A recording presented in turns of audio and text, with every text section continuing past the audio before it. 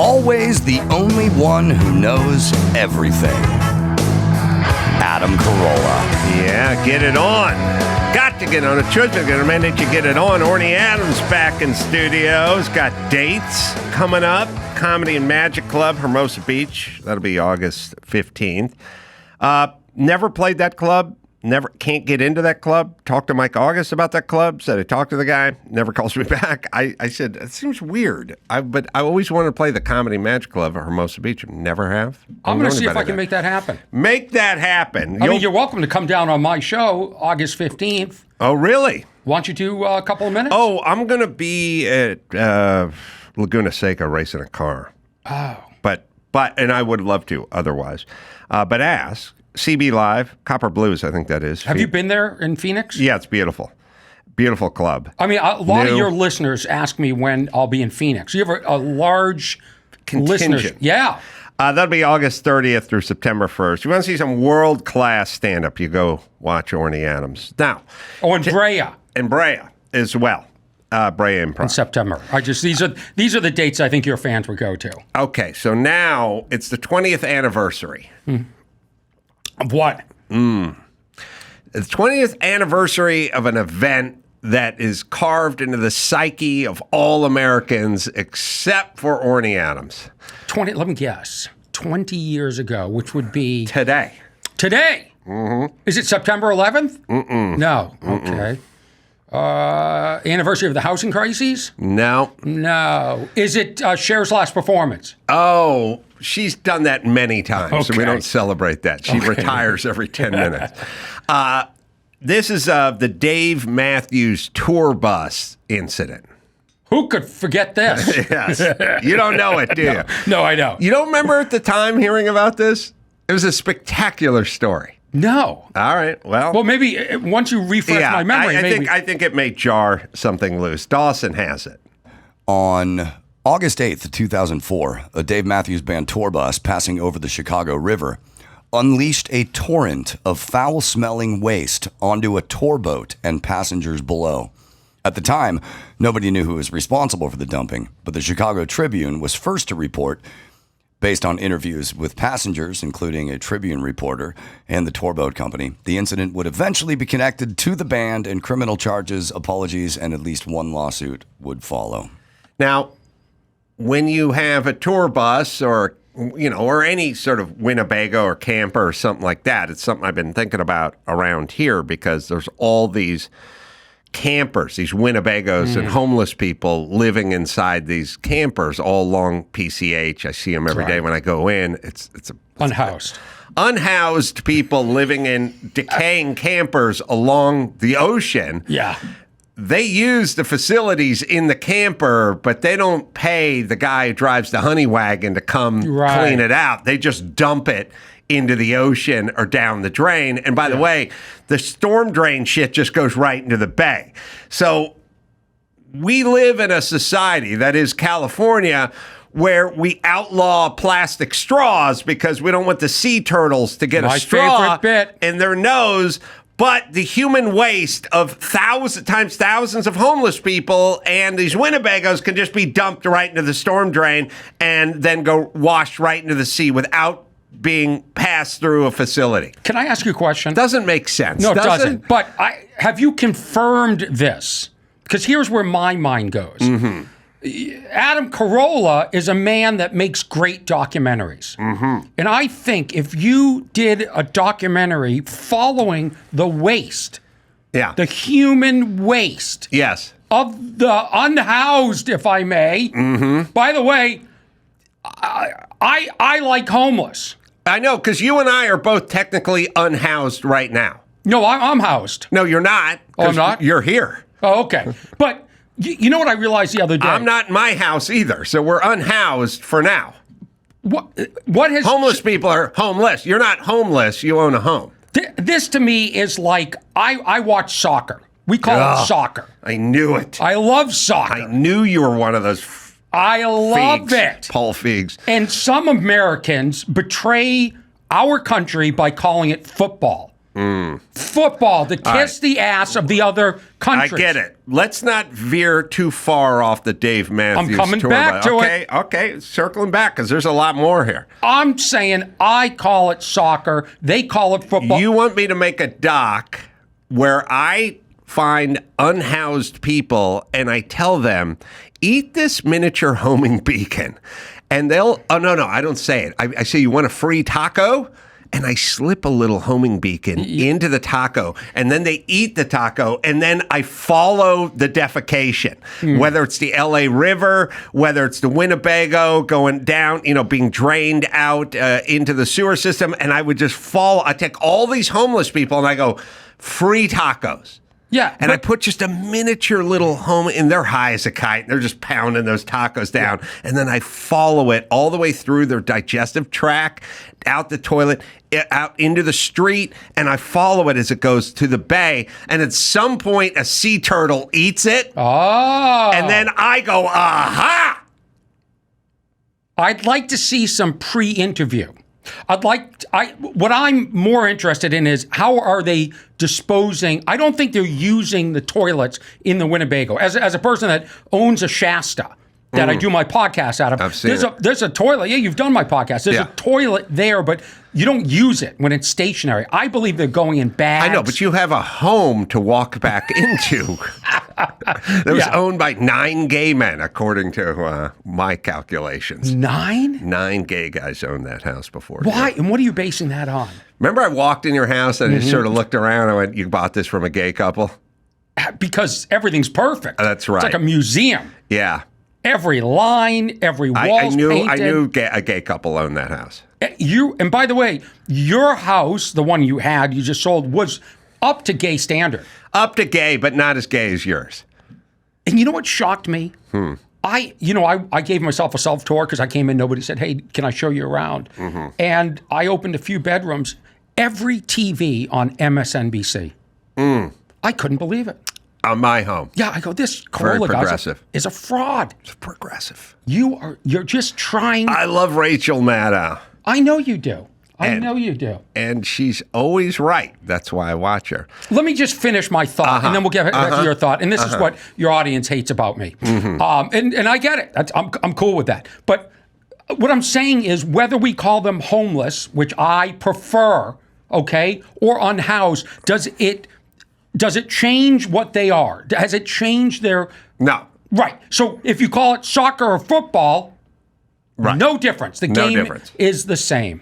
No, I mean, there is confusion sometimes because you'll run into some guy who goes, I love watching football. And then I go, oh, I love watching football too. And then they go, oh, who's your team? And they go, Manchester United. And I go, oh, fuck. I'm sorry. I thought we had something in common. Well, that's why Americans should not be calling it football. I know. When you ask somebody, when you go to the Subway, do you say, I want a metric sub, a meter sub? No, not a 1 meter sub. Or a third of a meter? A football. a foot long? Yeah. I think that'd be like a 13 and a half incher. Yeah. All right. You're right. All right. Now, back to Dave Matthews. Is it ever first and 3.3 meters to go in football? No, you're right. We're Americans. It's soccer. I agree. Soccer. All right. Now, Dave Matthews, 20-year anniversary. So the guy pulls up in the bus. Now, the problem is in order to take care of the bus in a sanitary way, you're going to have to pay for that. You have to go to some place, there's a treatment, someone's registered. You know what I mean? Like, there's rules. This is like discarding oil from your car. Yeah, it's once in a while you'll see the Mexican guys changing the motor oil, and he just pulls up one side of the car on the curb, lifts the one side, slides under, and lets it go down the drain because he doesn't want to have to take it to Jiffy Lube where they charge you a disposal fee. And is it always a Mexican guy? Sometimes there's a guy from El Salvador. Okay. And Honduras. Yeah. Yeah. Okay. Is that what you mean? Well, I'm just curious what the demographic is of the oil dumpers. It's for all intents and purposes, it's a Mexican. Now, I don't know. He may be from Nicaragua, but you know what I'm saying. You ever see white people doing it? No. But that's L.A. You get to Kentucky, you'll probably see white people. I don't see white people mowing lawns here either, but I bet if you go to Kentucky, you travel, right? Yeah. You go to West Virginia. Try not to. You walk out of your hotel room, you see a blonde maid. And you're like, what are you doing?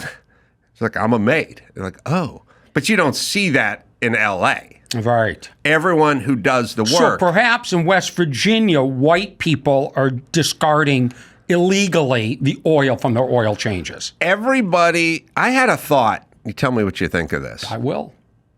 Everybody who does all the work in Los Angeles is Mexican, right? All the road crews, all the maids, the nannies, the gardeners, all the gardeners. It's all Mexican. Yeah. You drive up and down the street, you see the road crews, the guys that are laying down the asphalt or digging the ditch or fixing the plumbing thing. I was like, they're all Mexican. It's all 100%. And so what I would do every once in a while is I'd meet someone, like I'd be doing a show, and a guy would say, he's from the Netherlands, or he's from somewhere. And I would always go, who are your Mexicans? And then they go, what? They get offended. And I go, who are your Mexicans? Like in your home country of Switzerland, who's your Mexicans? And then they'd go, what does that mean? I don't get it. I go, who does all the work? Who does all the gardening? Who does all the masonry work? And they go, oh, Bulgarians. So every country has their own Mexicans. The people who are there, who are the homeowners, who make money, they're not mowing the lawn, they're not stacking, but they're not all from Mexico if you're in Sweden, right? So you have your own Mexicans, which I was thinking about philosophically, and then I realized I am my family's Mexican. They all fucking sit around and do nothing all day, and I just fucking work all day. Unbelievable. So I am the Mexican of my family. How does that feel? Stings a little bit. Well, you do such good work. Thank you. All right, now back really to do. Dave Matthews. Yeah. All right, so in lieu, I think, of paying for the proper sewage removal from the bus, this guy just pulls over a bridge that's like graded, open, stopped, and looks around and opens the tank. And so a full sewage tank of waste, which is only, hey, listen, if you're a pretty big Dave Matthews fan and you're on that boat, not too bad.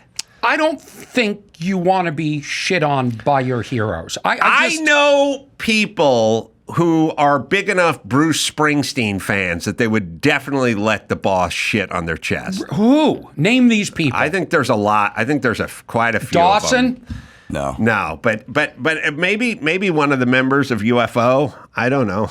I'd let the entire band Rush shit on diarrhea all Some of over. them are dead. Yeah. Does that? Now, It look, doesn't matter. We're Doesn't looking at preclude? a picture of the boat, which looks doctored to me. Yeah, that's not. That's not a real picture.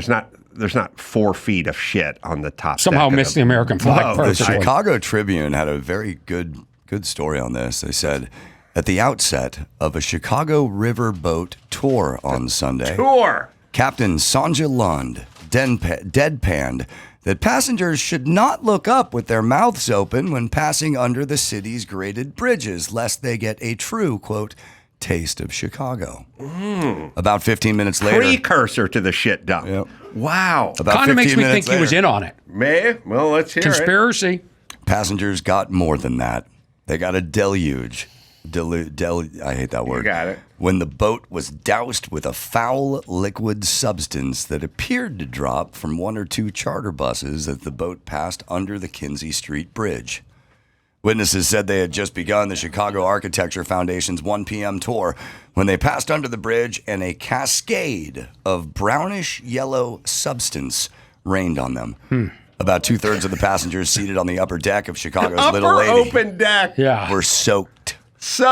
Passengers said they looked up to see at least 1, possibly 2 charter buses rumbling above. Even have to ask for a refund in this situation. You definitely should get a break at the snack bar after this. You have an appetite after that? If I got some of Dave Matthews' bass player's shit in my mouth, I do need some hot chocolate to get that down. You know what I mean? Just to kind of blow it out. Maybe an IPA. I don't know if they're serving lose booze. 20 pounds immediately. You would. Oh, yeah. I think that'd be it.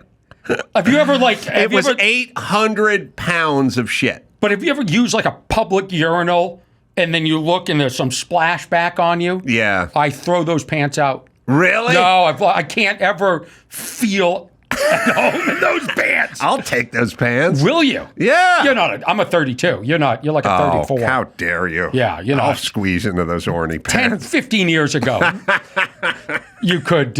We could have shared. Yeah, we could have shared. Yeah. All right. Well, I'll get on that Manjaro or something, and I'll squeeze into Orny's pants. Have you thought about that? Not that you need to lose weight. No, I mean I appreciate what you're saying. No, because the problem with that kind of stuff is, Dr. Drew said to me many years ago, no free lunches in nature. You do this, nature does that. Oh, you know what I mean? yeah, and smart. There's really just, look, you'll also, there's something useful that comes from consequences. Meaning, all the people, I put this theory together loosely based on a couple of people I know. All the people I know who look amazing in their swimsuits, male and female, who can eat whatever they want, never gain a pound, and just do whatever they want, never have to work out or anything, they look amazing, have no discipline. What are you saying? That food? How long are you going to let that pause go on? I'll let it go. So you think that I have discipline because I have to? My metabolism that's what I'm saying. is horrible. But that discipline is a daily exercise with you. Pardon the pun. Yes. I mean, you have to think. Look, I was sitting in here 10 minutes ago, right? One of my favorite places, Paquito Mas. Adam over in the next room, that editor goes, "I'm going to Paquito Mas. Anyone want anything?" Yeah, I want some shit from Paquito Mas. Right. But I'm not. Because I'm older, I'll put on weight, I can't do it. Right. I'll save it for dinner tonight. But yes, I had to discipline myself. But you could have the Paquito Mas earlier in the day is better. All I'm saying is because you must watch what you eat and you must exercise on a regular basis, that discipline that you take bleeds into I'm with writing, you. comedy, Yep. show business, showing up on time.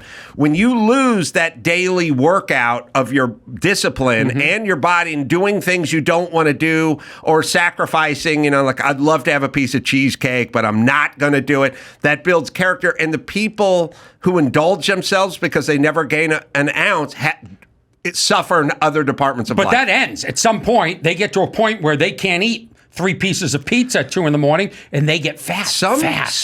I know some skinny people that just do what they want. So when you were skinny, like when I come in here, there's old posters of you. There's one right outside the door here where I think your shirt is, your face is so skinny. Were you doing a ton of blow in those days? Yeah, that's what I thought.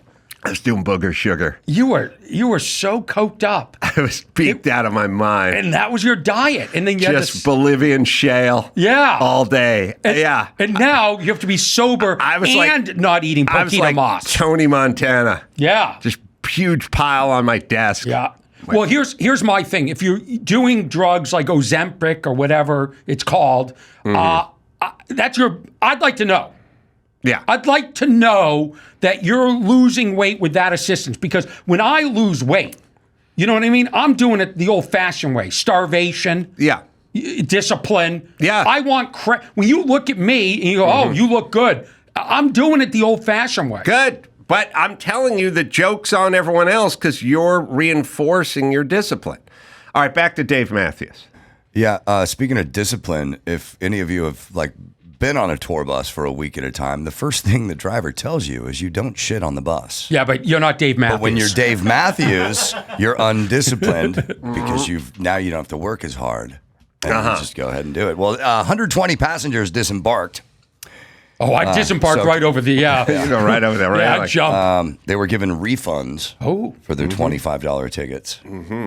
And some were given cab fare back to hotels. The boat crew swabbed the deck clean and only set off with a slight delay for their 3 p.m. tour. Yeah, I want that passenger in my cab. I mean, you got to over tip if you walk into a cab covered with shit. Yeah. You can't go, hey, this is Dave Matthews, because I would say that even if it wasn't Dave Matthews. I've done the Dave Matthews thing when I've been covered with shit and tried to get into an Uber. Yeah, I've had a girl throw up on me, and I'm like, no, that's Dave Matthews. That's Dave Vomit. Matthews. Yeah, of course. That's right. Man, you have a wide dick. All right. What? When a girl throws up on you. Oh, yeah. Come on, Orny. Oh, no, this what is business You're you right back to your Coke days. You're on fire. So the other thing that was crazy about this story is 20 years old. There weren't any lawsuits. There's no possible way this happens today without lawsuits. And viral videos.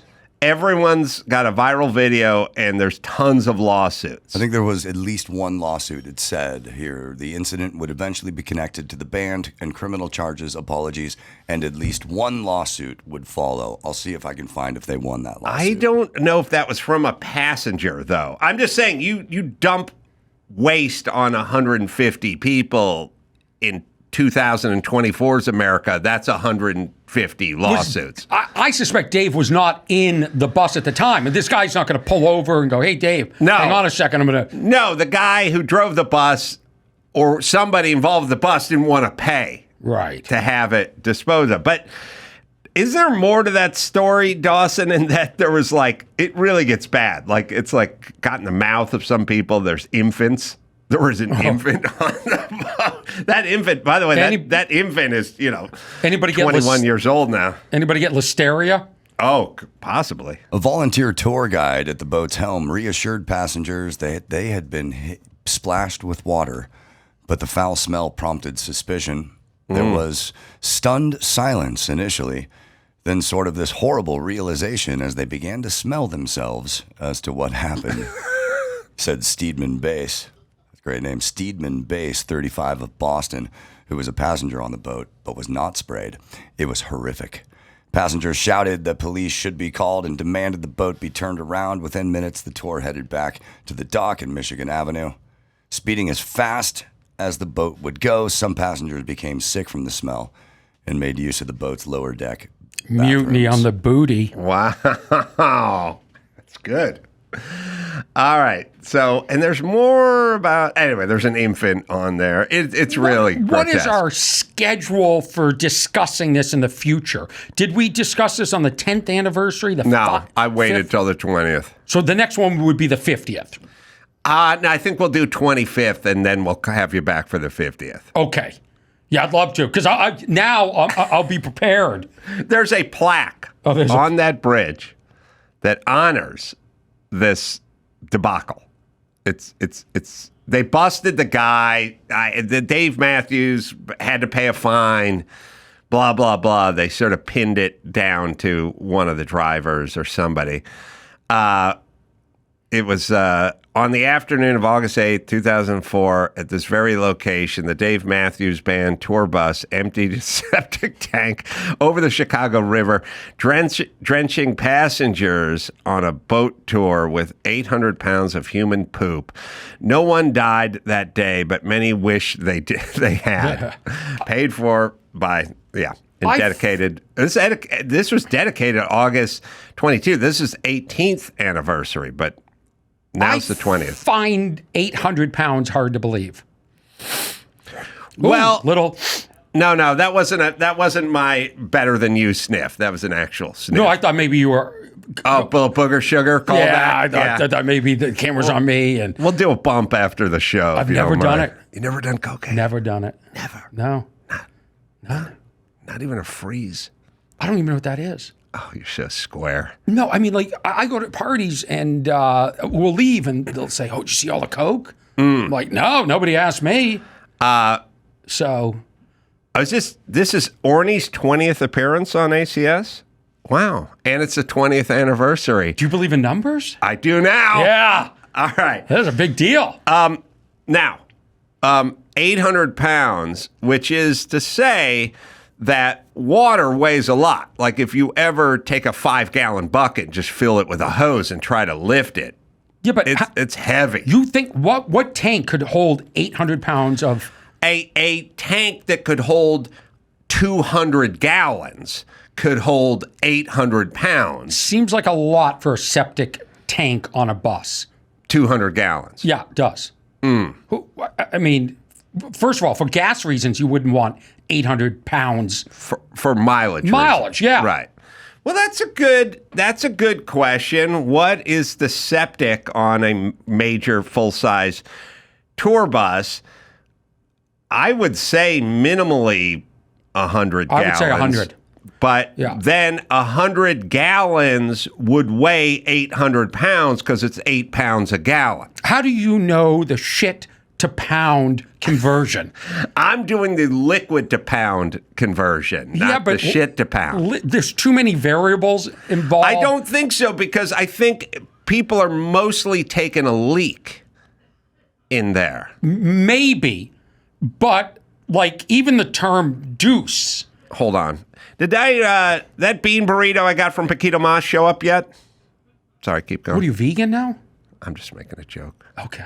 We're just talking about shit. You know, if I left my trash cans out, today's a trash day, it would, in a week, would be filled up with 800 other pounds. people's dog shit. I hate that. I hate the word poop. I hate it. I hate poop. I'm with you. I'm with you. You are not allowed to bag your dog's poop and throw it in an Orny's trash can. I'm talking about the plaque. It said poop. We're adults. Yeah. People got shit on, and we're going to clean it up by saying poop. We're all cutesy poop. All right. And I don't like dog poop. How big, Dawson? The gray tank, the gray water is 94 gallons. Interesting. And the black water is 60 gallons. So 60 gallons of waste. Well, how would it know water? Where to put it? 94 gallons. Uh-huh. So I guess he did both. I guess he dumped the gray and the black. No, why are you dumping the gray? Gray's... Well, why not? If you're dumping, isn't gray just? It's also just wastewater from inside. No, but the gray water's the water would come out of the sink and flush down the toilet. Right. So why would you dump that? Oh, okay. So the regular water is not. The regular water tanks do not come out of the sink. I think gray water is like post-shower water, post-sink water, water that's gone through something that was fresh. But it's not shit water. It's just not shit. Look it up, because like when you Orny's been in enough RVs on sets and that kind of thing, trailers and stuff. They'll always go, don't drink the gray water in the sink. Like, don't drink the water out of the sink. That's gray water. But it's not shit water. It's not piss water. It's just what's in their tank. They don't think of it as clean. Gray water on a tour bus is wastewater from non-toilet. So you guys are right. Plumbing systems and such a sink, showers. Okay, so you guys are right. So you take the 94 and the 60, and now you got the 156 or whatever it is. And I'm right, because it's like 150 gallons of stuff. And then water's like between 6 and 8 pounds per gallon. Now I have to figure that one out. So we can get to 800 pounds. Yeah, but how do they know it was 800 pounds? They're just guessing. It was full. No, we don't know it was full. They empty it when it's full. I think the plaque maker's being a little bit dramatic and taking some liberties. Some artistic liberties? What? Yep. Dawson's eating just over 8 pounds is a gallon. Oh, who knew? All right. I want to talk about that dog, the dog shit. I thought you were okay with people putting dog shit. Hell, listen to me. I got into one of my many arguments with Bald Brian, who it's never clear whether he believes what he's saying or he's just arguing. Okay. I feel the same about you sometimes. But I was explaining to him that putting your dog poop into a emptied trash can that I'm then going to wheel back up my driveway and park, especially when I was in La Cañada. It's 107 degrees outside, and you're going to have your poop bag at the bottom of my trash can for the next week, is not kosher. And he was like, it's better than throwing it. So what I would do, what I have done, is I have taken the poop bag for my dog, been to like the side of a hill on an empty lot covered with ivy, and thrown the poop bag up the hill to be lost in the ivy versus put it in a neighbor's trash can. Why don't you just carry it home? Because I'm 4 miles from my house walking. But that plastic isn't going to biodegrade. It's going to be stuck. I think those bags do break down. Another thing for Dawson to look up. But either way, I'm with you. I'm not saying I'm a saint. I'm saying I would never put it into someone's empty trash can. Now, I have had full trash cans where the garbage man's coming the next morning and the trash cans are out there. I will then set it on top of a full trash can at night. But if it's been emptied, no, I'm not going to leave my little forget-me-not in your trash can so you can drag it back in and live with my dog's poop for the next 7 days. Well, I had an incident. I went outside of my gate to do some watering, and there was dog shit right there on my walk. And I did some quick eye forensics and determined this seemed fresh. So I checked the security cameras. I got 15 cameras on my property. And I found the woman who allowed her dog, she watched her dog take a crap. And so I put it up in the group chat for the neighborhood. Nobody knew who the dog was or the woman. So then, you ready for this? What would you do? I'm ready for the confrontation. I wouldn't have done any of this, but keep going. So I felt, she was an older woman, and I felt uncomfortable as a man going up to her and saying, hey, please pick up after your dog. So what I did was I printed out like a crazy person, her picture with the dog crap zoomed in, 3 angles. 3. And I said, please pick up after your dog. I posted them where my cameras can see it perfectly, and I waited. I waited and waited, and now the neighborhood gets in on it. So then I noticed the signs are gone. She tore them down. She? Yes. Didn't ring my buzzer and say, hey, I'm sorry. She could have said I didn't have any bags that day. She tore them down. And now I'm furious because now you're ripping something off of my... It's your property. Yeah, this would be like if somebody went on your lawn and took your Kennedy for President sign. No different. Right. So now I'm furious. Poop bags are labeled biodegradable, by the way. How many years? Compostable. How many years? It just says Orny will be dead by the time they break down. Right, that's what I thought. Keep going. No, the computer says 3 to 6 months, but under a year for the true biodegradable ones to decompose in a compost pile. I'm a hero. Go ahead. So now that the signs are gone, do I print more signs? Do I elevate this? What do I do? My phone starts blowing up. Houses in the neighborhood are texting me saying she's coming your way. Right? Yeah. So I'm like, here we go. Here we go. So I practice in my head how to say it like, hey, listen, could you do me a favor and pick up after your dog? And I recorded it, and I thought I said it like that, but what came out was like, hey, can you pick up after your dog? You're a Bostonian kid from the streets, I'm from the streets. And don't tear signs off of my property. Right. She denied it. And I said, I have it on film. Do you want to see the film? Denied it. Wow. But there's been no shit since. Oh, yeah. So it's her. Yeah. Oh, no. It was, you see it. Yeah. I have it on film. You know. Yeah. I like when people deny stuff and then stop doing it. Yeah. So it wasn't you, except for it stopped after I confronted you. It's the lowest thing you can do. A dog can't pick up after itself. So when you take on the responsibility of a dog, that's what you're saying. I'll pick up if the dog takes a shit. Yeah. So, but as I walk around the neighborhood now, I see on people's lawns, like at the edge, it says, please pick up after your dog. Yeah. So my thing is if you're going to let your dog shit on somebody's lawn, you're not going to now read the sign and, have a come to Jesus moment and go, oh, okay, I guess I should pick up. You're speaking to people that don't care about a sign. I agree. Fucking atheists. All right. I got another subject to bring up with you. I want to get your take. Okay. I've been noticing that as a society, we've been talking a lot more about feelings and not the nuts and the bolts. You know what I mean? Yeah. And it's a kind of a progressive thing where, no human is illegal and everyone needs to be treated with dignity and everyone needs a seat at the table and we're a sanctuary city and we welcome all of those from all that, whatever. But at some point, a bus pulls up, drops off a bunch of illegals, and everyone in the city council in Chicago goes, what the fuck's going on? We can't accommodate these people. Who's going to pay for this shit? But you just announced that no one was illegal and that you're a sanctuary city and everyone is welcome and everyone needs to be treated with dignity. So we're doing a lot of extra talk which is satisfying a lot of people, but we're not doing any good policy. You know, it's like the unhoused need to be treated with dignity and respect. It's like they're fucking junkies. They're shitting in the LA River. They need to be incarcerated or put into an institution or something. Treated with dignity is the least. They shit on the ground. So dignity's not part of their vocabulary. But I noticed it. I started noticing it with Subaru commercials.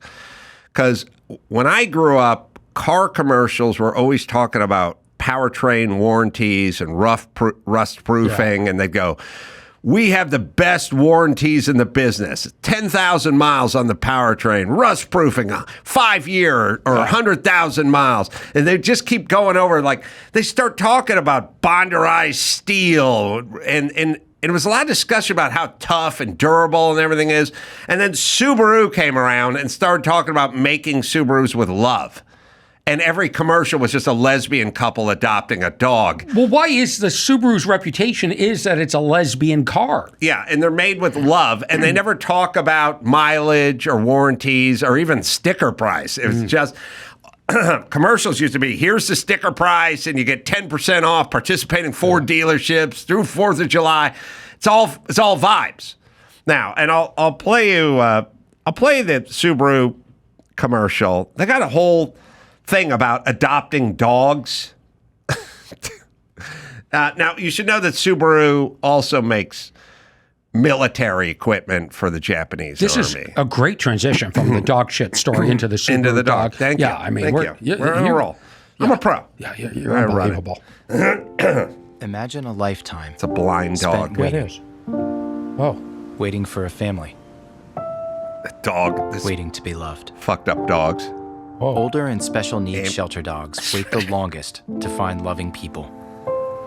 Found an That's empty why bench. Subaru and our retailers have donated over $51 million to support over 420,000 animals. All right, so Subaru's being made with love now. Let me start by saying, the minute you say 51 million, if they had said over 50 million, that could have mean 60 million, 70. Yeah. If they say 51 million, we know it's under 52 million. Yeah. And is 51 million a lot for a company like Subaru? I don't know. That's not my point. The point is all they do is talk about love. And then I said, show me like a Ford truck commercial from back in the day. This is what commercials used to look like for cars. Ford's riding the streets and trails and roads. We're carrying people and hauling loads. When tough men need tough trucks and goods not enough. America's truck is built for tough. Here comes White guys the new shape driving of trucks. The big Ford pickup for 87 with a new aerodynamic design, completely new interior, new anti-lock rear brakes, and a lineup of power choices that should keep it America's best-selling truck for the 10th straight year.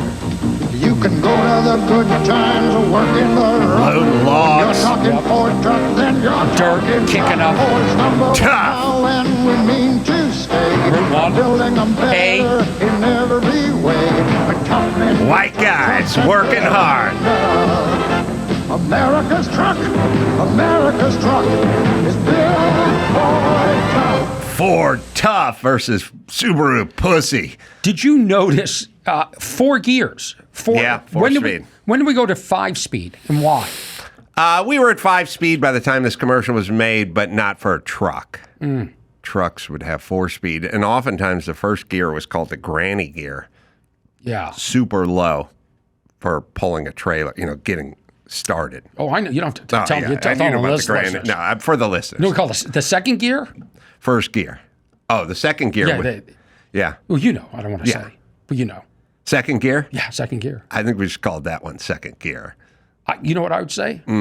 I'd slam it into second. Slam it. I'd slam it because that's when you get the most, I used to. I would think you would slam it into second. No, I would think you would drop it down into second and slam it into third. No, I could. Let me tell you, the amount of inertia I would. I mean, you're a race car guy, but Yeah. I drove a Toyota Celica, A Celica. and I think that was 5 speeds. That was 5-speed. Oh, I Yeah. had such control. Yeah. Oh, and if I was on a hill and I'd do a hill start. Were you like chirping it into third gear? No, well, I don't know what chirping means. Yeah, of course you know what chirping I don't think you want to come off the line with me on a Toyota Celica. No, I'm saying with you. I mean, I don't know what you slam it into first. No. You drop it down into second, and you chirp it in third. No, first is like that's what we call the grandma gear. Granny gear. Granny, right. it's insignificant. Right. Yeah. It's just for starting out. But you first to second, I think has the most difference than second to third, third to fourth, fourth to fifth. Why bother? You want to show balls? You know what I mean? You're talking. Yeah. You get your axe, your wood, your bales of hay. You're dropping into second. Yeah. All right. I don't know, Orny. I think Sammy Hagar would disagree because in the iconic song "I Can't Drive 55," he clearly states he can't get his car out of second gear. So that would imply that there's more, inertia to third. Okay, so we're going to get all our facts from songs from burnt out drug users. How dare you call the Red Rocker a burnt out druggie? The guy moves to an island where there are no cars and makes tequila. That's your reference. Beach bum, rum. But all right, I like Sammy. Yeah, Sammy's great. All right, so now listen to me. I thought I was okay. Are you a Van Halen? We're not done. The point is Subaru versus Ford. See what I'm saying? And we have replaced all the discussion about mileage and powertrain warranty and rough proofing and being tough truck to good vibes. And my thing is people that peddle the good vibes are full of shit. Subaru is not inherently nicer than Ford or Chevy or BMW. It's a company that makes a bunch of military products for the Japanese army as well. So they make attack helicopters. So I don't know if those are made with love, but they want to get paid. And what they want to do is they want to fool dumb people into thinking they give a fuck, so they buy their product. And the product's just made of steel and rubber and plastic. There's no love involved with that. But I do realize the difference between Ford and Subaru is the difference between Trump and Kamala Harris. It's like a Republican-Democrat thing. Like the Republicans are like, we're beefing up the border. We're going to be tough on crime. We're lowering your taxes. And the left is like good vibes. We're doing good vibes. And I thought, now I'm nauseated by good vibes because I don't think it's achievable. I don't think you can legislate happy or good vibes. So are you saying that you're to the right? Yes, because I just want numbers and I want policies. I don't really want good vibes. You've made a living fooling dumb people. That's right. And that's why I think this is such to the heart with you. So we'll play... How dare you say that? We'll play Kamala Harris, and she's introducing Walz, her vice president, and this is what it sounded like. This happened a day or two ago. Thank you, Madam Vice President, for the trust you put in me, but maybe more so, thank you for bringing back the joy.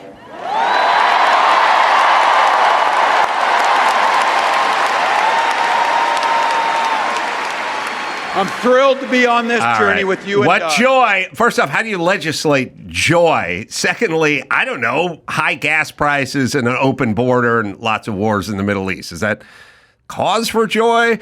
Hooray. But how do you do the joy? Now, it's mostly the crowd. The dumb people go nuts. Like, she brought back joy. But what is joy? Who provides joy? And then my thing would be like, well, if we had a little less crime, a little less homelessness, and a little less taxes, that would bring joy to me. But you bringing back joy is like Subaru making a station wagon with love. It doesn't mean shit. And it's meant for dumb people. This is remarkable. We've gone from Dave Matthews Band shitting on tourists in Chicago to my dog shit story to a Subaru shit story to now... Well, Subaru dog story, but yeah. Yeah, to anti-joy rhetoric. Yes. So you don't want joy. I do not believe the government should be in charge of providing joy. The government is for safety and infrastructure, and then you can find whatever joy you want living in a place that doesn't have a lot of potholes and crime. You might find some more joy, but that'll be up to you. I don't feel like the government can provide that. They never do provide anything. If there was some sort of straight line to them providing joy, then I would be down with the cause. But I assume they're lying since it's impossible. I think your listeners are going to love what you just said. I think they will. I think, yeah. Because it's common sense. And it's no nonsense. I think there was a time that both parties were more into joy. I don't feel like the government was ever really into joy. I never heard about it. It was always policy. Is it the word joy you don't like? I don't like any word that's not achievable through policies. And and by the way, I have seen no evidence that you guys provide any joy. Well, this guy is the governor of Minneapolis. The fucking place is on fire for 3 days. People are looting, and he's not letting the National Guard come in and clean up. I don't know if that's a joyous celebration of fire or looting, Pep Boys, or whatever it is, but I don't think the people who own those businesses were experiencing joy when they're being looted and on fire. But he likes joy, but I would rather get the National Guard and stop the rioting versus joy, calls to joy. Don't think he can provide that for us. I don't think all the seat at the table and people treated with dignity and all that stuff, I don't think it's achievable. I think you just have to have a system, and the system will be effective or it won't. Joy, we live in Los Angeles. There's a homeless problem. There's some crime problem. There's high taxation. It's a dirty city with lots of graffiti and garbage everywhere. How would joy factor in?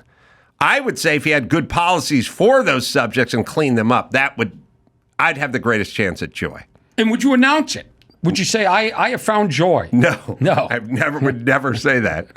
I think they're just trying to counter the Democrats, the perceived negativity from the other side. And I think it's just a balancing act, and they've chosen that way to do it. That's all. I mean, I think that, they're younger, they're more optimistic. I mean, regardless of who you stand for politically, you can't argue that on a day-to-day, the world has become very negative.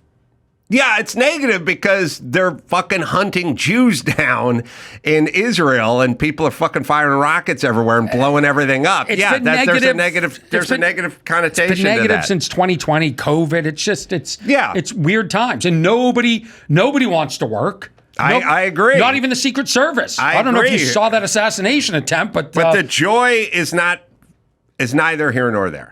That's what I'm saying. All right. What do we have? Was I missing something? Oh, let's see. We got the Ford. We got Subaru. And we got bringing joy back. Were you asking for something? Did you want to see something? Are you good, Orny? No, I'm great. You want to do some news? This is a quick episode. It feels fast, but, it's because you're here bringing the joy. We're on a roll. All right. Fired up. Dawson's got some news, right, Dawson? Yes, sir. Does Dawson come in, or does he stay? I'll come in. He comes in. Oh, he does. What'd you get from Paquito Mas? I got a chicken burrito. Chicken burrito? Yeah. It's why the chicken burrito? Because you can never go wrong. It's always going to taste the same. No, I like it. Well, first of all, I like a chicken burrito. Well, you start with that. And I think the chicken steak, and what? I feel like the chicken doesn't handle the other parts as well. I mean, what do you get? Chicken and what? You want to get into burritos. Paquito Mas is not a great burrito space. They put lettuce in their burritos. Dude, you don't put lettuce in a burrito. They bro. do? Yeah. I didn't know. The one in Burbank. It gets wilty and shit. I've eaten a lot of Paquito Mas burritos. I don't know, is lettuce a newer thing? Because I don't remember that in the past. I mean, it tastes good. But what comes in the Paquito Mas?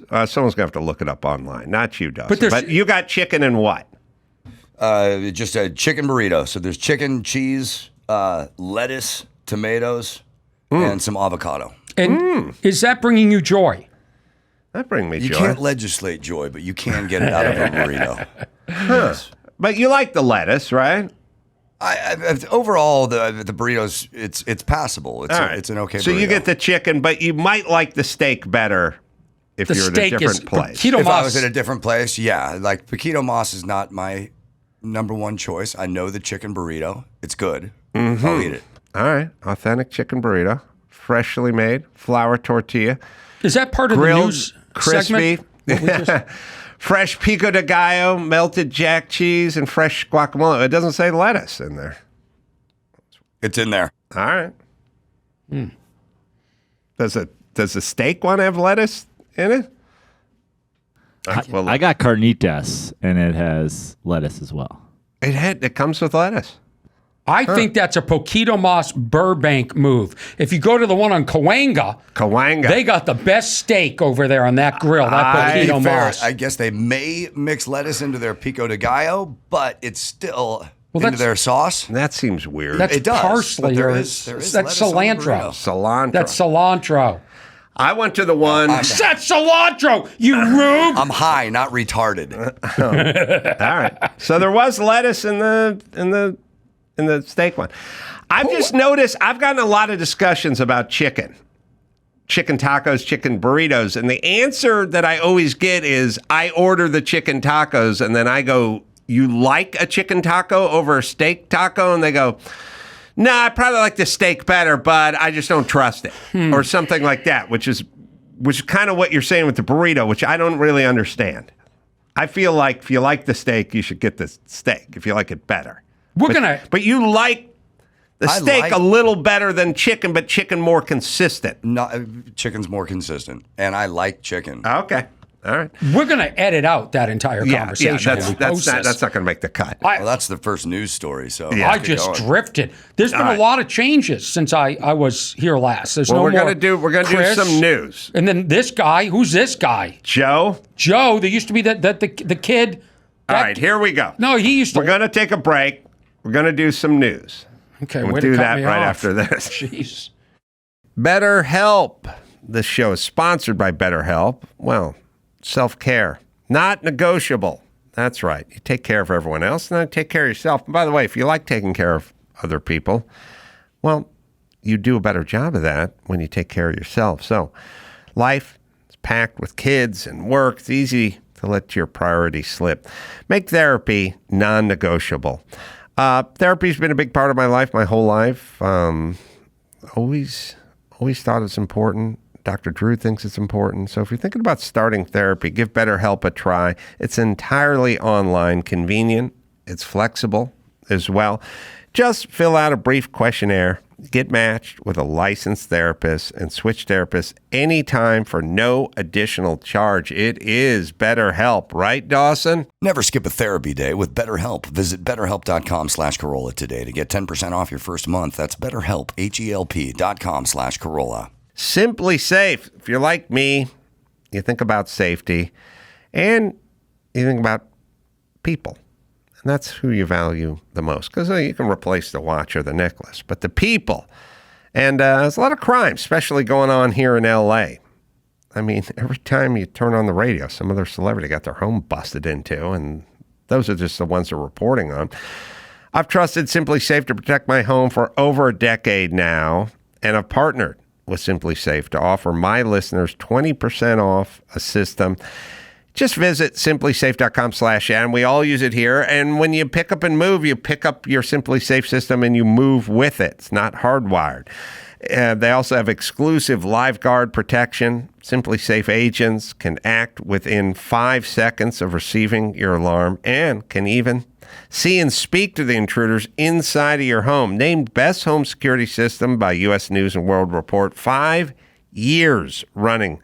And Best Customer Service by Newsweek. It is SimpliSafe, right, Dawson? Protect your home this summer with 20% off any new SimpliSafe system when you sign up for Fast Protect monitoring.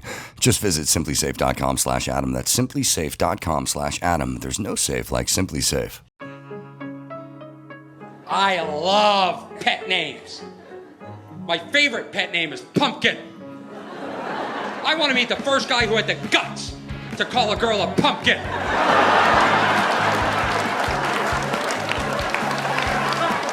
It's a fat orange fruit with stripes. we smash on Halloween. First we carve out the eyes. Yeah, you're my pumpkin. Yeah, you're my pumpkin, pumpkin. Not giving you a mouth, pumpkin, so you can't talk back to me. Orny Adams is on the Adam Carolla Show. Someone's on my Halloween material. I was going to say, that predates yours. Yeah. Which reminds me, what are we, in August? Yeah, it's almost time. I got to start, almost. Start thinking about it. I'm going to be at Kimmel's tonight in Vegas. I'm going to start working my Halloween material. You're at Kimmel's tonight? Tonight. You're going to leave here and get to Kimmel's on time? That's correct. 2 shows. Oh, I think you're going to have trouble getting there on time. But like earlier you said...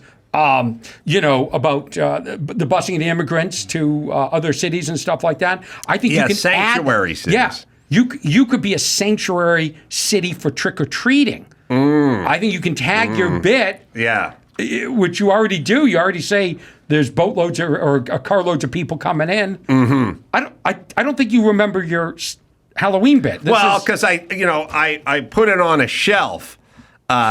January through mid-August. Yeah. And now it's time to take it down and start dusting it off. I can't believe it's almost Halloween again. Am I right, people? September. It's 117 degrees outside. Can't wear white after Labor Day, which reminds me. Fun size. What's fun about a miniature Snickers bar? Come on, people. Am I right? How about the people that gave out pencils? Hey, show of hands. Who's going as Yoda this year? Come on now. I'm not saying I live in a rich neighborhood, but my house got egged by organic, cage-free eggs.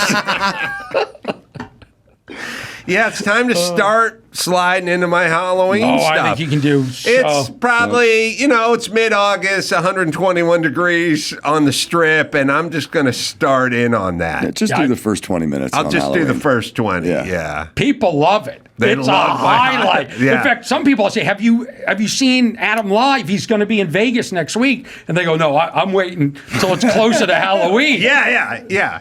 I get a lot of those people. It's your signature bit.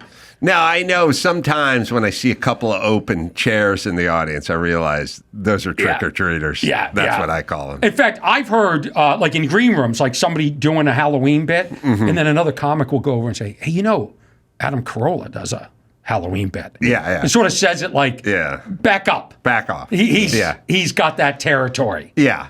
It'd be like me announcing I was a domestic goddess, and people kind of go like, that's kind of... Right. Or no respect. Yeah. Or get her done. Yeah. All of them making more money than us. All right. But maybe if I can get that Halloween thing to go sort of national, you know what I mean? Like really get that out there, maybe do a dry bar Halloween. Yeah, I envision you getting a solid 5 minutes and actually being invited back on to the Kimmel Show. To do my Halloween Just the 5 stuff. minutes, not even Halloween. on the couch. You just walk out. Yeah. Mm-hmm. Yeah. I'd probably do it, again, early September, late August. You know what I mean? Because that's when people are starting to really think about Halloween. I think the minute you see the stuff on the shelves or you see ads popping up on your Amazon account for anything, I think that's when you it's in the psyche. Yeah, like when you reach for your first handful of candy corn. Yeah, and what I love about Halloween, it's like not a political holiday. It's something we can all, I'm sure you'll make it political, but definitely going to attack one group. But All right, Dawson, you got some news? Yeah, we got to start first with a little fact about the great Barry Bostwick. Orny, are you familiar with the work of Barry Bostwick? I don't know if I am. Immense body of work. The actor. Yeah. Amazing, dude. Did you know that in 1997, Barry Bostwick had prostate cancer? He had surgery. That was over 20 years ago, and he's still alive right now. Wow. That's pretty good. He's an actor. His IMDb page is very long. Mm-hmm. Okay. Now, we didn't married know. to a woman I had a crush on back in the day. Which one? Stacy. Stacy. Can't think of her last name. They got married in 87. Did you Divorced in 93. Stacy's mom? No, I didn't meet Stacy's mom. I heard she's got it going on. She has got it going on. All right. Well, we have the best listeners in the world. We got this commercial. This is an old Pepsi commercial tweeted to us today in regard to our discussion yesterday. Stacy Nelkin on Barry Bostwick. Okay. There it is. Hey, Hallie Eisenberg, drinking a Pepsi. Actually, this isn't a Pepsi. It's new Pepsi Twist with lemon. And I'm not Hallie Eisenberg. I'm Halle Berry.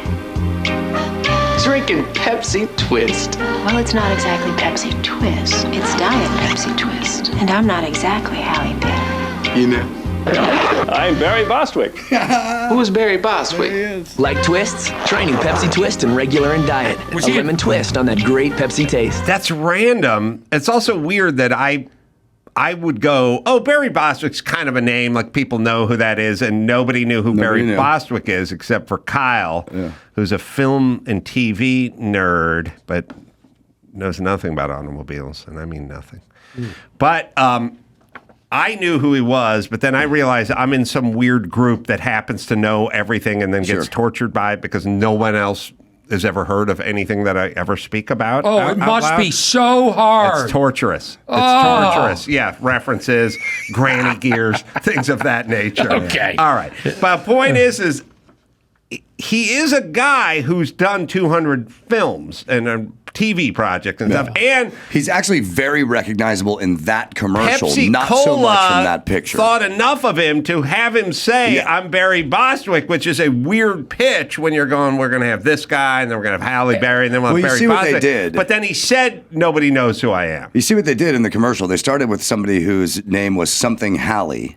And then when they went to Halle Berry, and then they went to Barry Bostwick. Right, you're right. So he had the right first name to get that Good for job. him. Yeah. You know what I mean? Barry Addressing Gibb was not available. the issue of his anonymity or his lack of fame with his name attached to it. I agree. Except for not me and Kyle. And I'll tell you what would have helped his career a lot was a little Halloween humor. Yeah, yeah, you're right. You know, I should have punched up his Halloween Was he in stuff. Ferris Bueller's Day Off? He looks like he could have been in that. No? I don't know. What was his sitcom that he was known for? Spin City. Spin City was sort of his, Yeah. I don't know. He's just been in everything. Yeah. All right. Well, Los Angeles Times editorial is asking for a do-over in the plastic bag ban that actually led to more plastic waste. What? According to a recent report, after California became the first state in 2016 to ban single-use plastic grocery bags, the thicker convenience totes that took their place as reusable and recyclable alternative weren't reused and actually aren't recyclable. In fact, the study found the total amount of trash from plastic bags that California sends to landfills has never been higher. You know what I do, Dawson? Way to go. And you're not going to believe this, either of you. I go to the supermarket. I usually get about $200 worth of groceries. I fill that cart up. I don't like to go there often. And then they go, did you bring bags? I go, I sure did. And I pull out my dog poop bags. And I go, have fun. There you go. There's 200 bags. Start bagging it up. One crouton per bag. That's right. Good luck fitting the milk in there. Yeah. I show them. You bought a cassava melon. Have fun. Y'all want to get liberal with my plastic bags? Here you go, Here you go. Good on you. Thank you. And some of them, I'm not proud of this, I've taken out of my trash can that somebody else put in there that had been filled up, and I just put them in there recycle. Got some poop. I go residue. recycling. Yeah. Yeah, all good, all unintended consequences. Every single thing we try to do in California to save something or make something better always ends up punishing somebody and fucking up some They use that landfill. as like some blanket excuse. Unintended, we didn't see this coming. That's what they always say. We didn't see this coming. I would like politicians do a better job of seeing what's coming. Like when you go, we're going to defund the police, you should be able to see what's coming once you defund the police. That's pretty easy to see. I think that one's pretty easy to see. But well, they didn't see it, though. I don't know if it's clear to the listeners, but what happened was they said you can no longer give away free plastic bags, and those were real skinny. So then they made thicker ones, and they said, okay, well, what if we charge them for a bag? And they make it 10 cents. Right.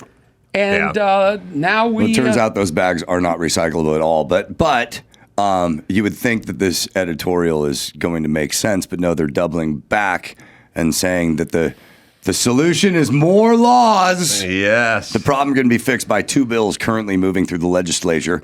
which would ban all plastic bags from grocery store checkouts beginning in 2026, only allowing paper bags made of at least 50% recycled materials and truly reusable bags shoppers bring to the store.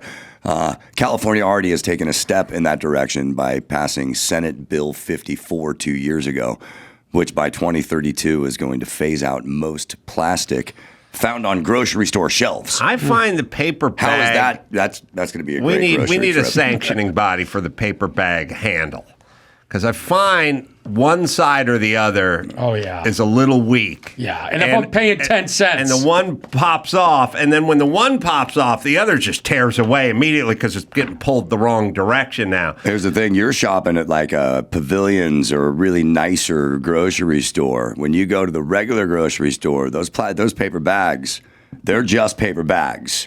No handles. No handles. They look like big lunch bags. Oh. Orny, let me ask you this. Every sitcom and every movie I ever see where the woman or the roommate or whatever returns from the store after shopping, they do that thing where the woman comes walking in.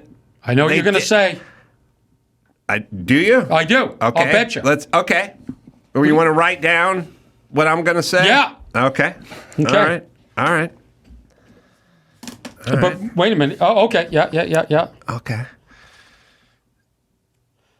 Spelling this correctly. Did you write the N-word? No. Okay. No. Well, then you don't know. Okay. Always a huge bushel of celery hanging out the top. And I'm like, how much celery do Americans really eat? Because in every movie and every sitcom, it's always the celery. It's a huge pile. First off, it's 14 stalks of celery. There's never an episode called Where's the Celery? Where the kid's like, we want to eat tuna salad, but there's no celery. No one asks for celery. No one wants celery. No one eats celery. I like celery. I'm just saying it's statistically impossible that you buy a huge bushel of it and it hangs out of the top of every... You can't film a movie where somebody returns with groceries where you go, hold on, the Wrangler's like, where's the celery? Where's the celery? We cannot just walk out with a bag. Is this your final answer? It's all celery. No, you're wrong. Find the movie.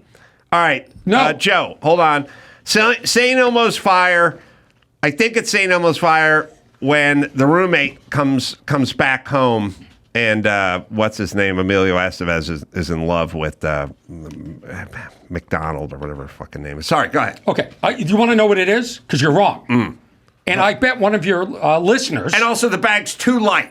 They're never handle it. Never has heft. That's fine. But we're talking about what's sticking out. Yeah. And this can be mathematically proven. In fact, I invite your listeners that seem to have a lot of free time... just when it comes to Barry Bosman. Yeah, to start posting... clips of movies or screenshots of movies, because there's no way celery is used more than the French baguette. Every chase scene. French baguette is your dad's movie grocery bag. We switch from baguette to celery. No. Celery. Look, I'm not going to argue with you about baguette. You're wrong, because a celery is 12 inches or a third of a meter. Okay? Yeah, that's right. So it's going to sit on the bottom. It's heavy. It's going to sink to the bottom. It should sink to the bottom, but they always have it hanging out of the top. A baguette is always going to stick out. And I see it, and you know what I think? Why does the baguette always stick out of the baguette bag? It's a baguette bag, yeah. But it should. They know they've been doing this how for long hundreds of years. They've been making baguettes. Yeah. It's like a dog's penis. What are you talking about? The penis hangs out a little bit further than the bag. The amount of homosexual vibes on this episode from you. So listen, you're right. Yeah, I know I'm right. We got to get the baguette bag makers and the baguette manufacturers together on the same page so the fucking end doesn't hang out. Why should that be covered with dust, when you get home? I argue this. While everyone loves a baguette and eats the baguette, and it is fairly ubiquitous hanging out the top of a grocery bag, I'm saying celery is a little exotic and still in everyone. Like, when's the last time you purchased celery? I did recently. And Dawson will say he did it earlier today? No, but I put celery in soup, and I make soup all the time. Oh, okay. So you guys just destroyed my point. Yeah. You buy celery frequently? No, this was rare. Oh, okay. This So is it is rare. That's Yes. right. I'm saying it's 100% according to television that people buy celery. I say it's the baguette. All right, listen, the baguette is Celery the poor gives the- man's celery because it's easy just to have it hanging out. And it's a good color. By the way, Yeah. why do we even need shit hanging out of the bag according to television and movies? Like, can't someone just return from the grocery store with bags? Do we have to go, what's in there? No. You know what I mean? Like, there's food. Because there's someone went shopping. Why does set- stuff have to hang out? There's a set decorator, and this is their job, and they take it very seriously, and I commend them for that. I think it's St. Elmo's Fire where she returns, her roommate returns in the middle of the night from shopping. So you're going to make some stew. It has celery. I love celery, don't get me wrong. Boys, we're at an hour and 6, so Yeah. let's keep going. Let's keep going. Let's keep going here. Well, it's rumored that Grammy-nominated Snoop Dogg, it's rumored that he's earning $500,000 a day as a special correspondent for NBC for the Olympics. Wow. Worth every penny. Yeah. It's so weird how he's transitioned from who he was to who he is. Wow. Yeah. That must be an equestrian event. He's a nice guy, though. I mean, I went good for him. Have you met him? to his house, yeah. You have his number in your phone? He used to come on Loveline, and me and Jimmy went to his house once for a man show bit where we just hung out with Snoop Dogg the whole day and pretended to get high, and then at some point we just said, fuck it, let's get high. And then I got really high, and then I just laughed. And Jimmy just ate. Yeah. And that was what we did. Yeah. Let's Let's see. Snoop Dogg and Martha Stewart. Yeah, there's that. I mean, the guy just keeps reinventing. Yeah, well, you'd think, like, let me tell you something. You would think that this guy who talks about popping caps and hoes and bitches and stuff wouldn't be palatable, but there's nothing America likes more than a sort of non-threatening black man to be at the head, Madison Avenue and all this stuff. We love the street cred of the black guy. We don't like the threatening part of the black guy. But once the black guy turns 50 and he starts being jovial and friendly and hanging around with Martha Stewart, then it's going to be an endless payday for Snoop. He'll never not get paid. He's so likable. He is. He really is. Do you realize if you and I had a fifth of his likability? Oh, my God. We wouldn't be sitting here right now doing this. No. Little podcast. No. We'd be in France. And your podcast is like big. Yeah, we'd be commentating. We'd be at the equestrian center. It's like God said, we're going to give you these brains, but no likability. Zero. I know. Even further, people will detest you, Orny. I mean, I walk out on stage and it's like folding chair comes sailing at your head. It's like thump. It's like, I'll come out on stage and I'll be like, man, what's going on with kids these days? And I'll just hear people yell, get to the Halloween material. Yeah. Yeah. And I'll just have to slide right into it. Pardon the pun, it haunts me. Yeah. That was good. All right. Did you ever... St. Elmo's Fire. Am I making that up? Am I making it up? This poor guy, Joe, this new guy. Poor Joe. Did she come home with groceries? We have 8 clips of St. Elmo's Fire, but we can't get the whole movie. And apparently the celery scene is not one of the 8 standout clips of St. Elmo's Fire. Why wouldn't somebody circle that clip? Yeah. It's the celery scene. It's the celery scene. Yeah, but now spend 3 minutes on any other movie and you'll find a baguette. You will. Listen, I get it. The baguette hangs out. I'm saying people consume baguettes, so it lives somewhere. I'm saying celery's not consumed at the level of the baguette. Yet it exists in every movie. Here's the other thing. I'd love to see one movie with a baguette where it's realistic, where the top has already been taken off and eaten. You eat it. Yeah, it doesn't make it home. It doesn't make the car ride. No. You fucking mainline that baguette end. That's right. Yeah, you do. You bust it off and you kind of justify it, which is I'll bust it off to the bag. Yeah, so I can fold it down. Yeah. And if you get any complaints from your spouse or significant other, you just say it's not sanitary for me to go through the subway. Yeah, and there's a weird rule we have with baked goods, which is if you start handling food, people don't like you handling food. But if it's a bagel or baguette, you can pick it up, rip it in half, set the ripped half down, and walk away. And then some coworker will just come up and pick it up, sometimes tear like a quarter off, put it down. We don't do that with any other food. Baguette, same thing. Someone will pick it up, just rip off a piece, hold it with one hand, rip the other part up, set it back down on the table. Next guy comes up and grabs it too. But we're all Purelled. We're all like, don't touch that. Don't double dip that chip. You put it in your mouth. But somehow bagels and baguettes, which would be a good morning show name for us, we start doing FM again. You be bagels. You don't waste bagels. that. Yeah, you don't waste that on AM. No, it's an FM. That's FM. That's FM. Yeah.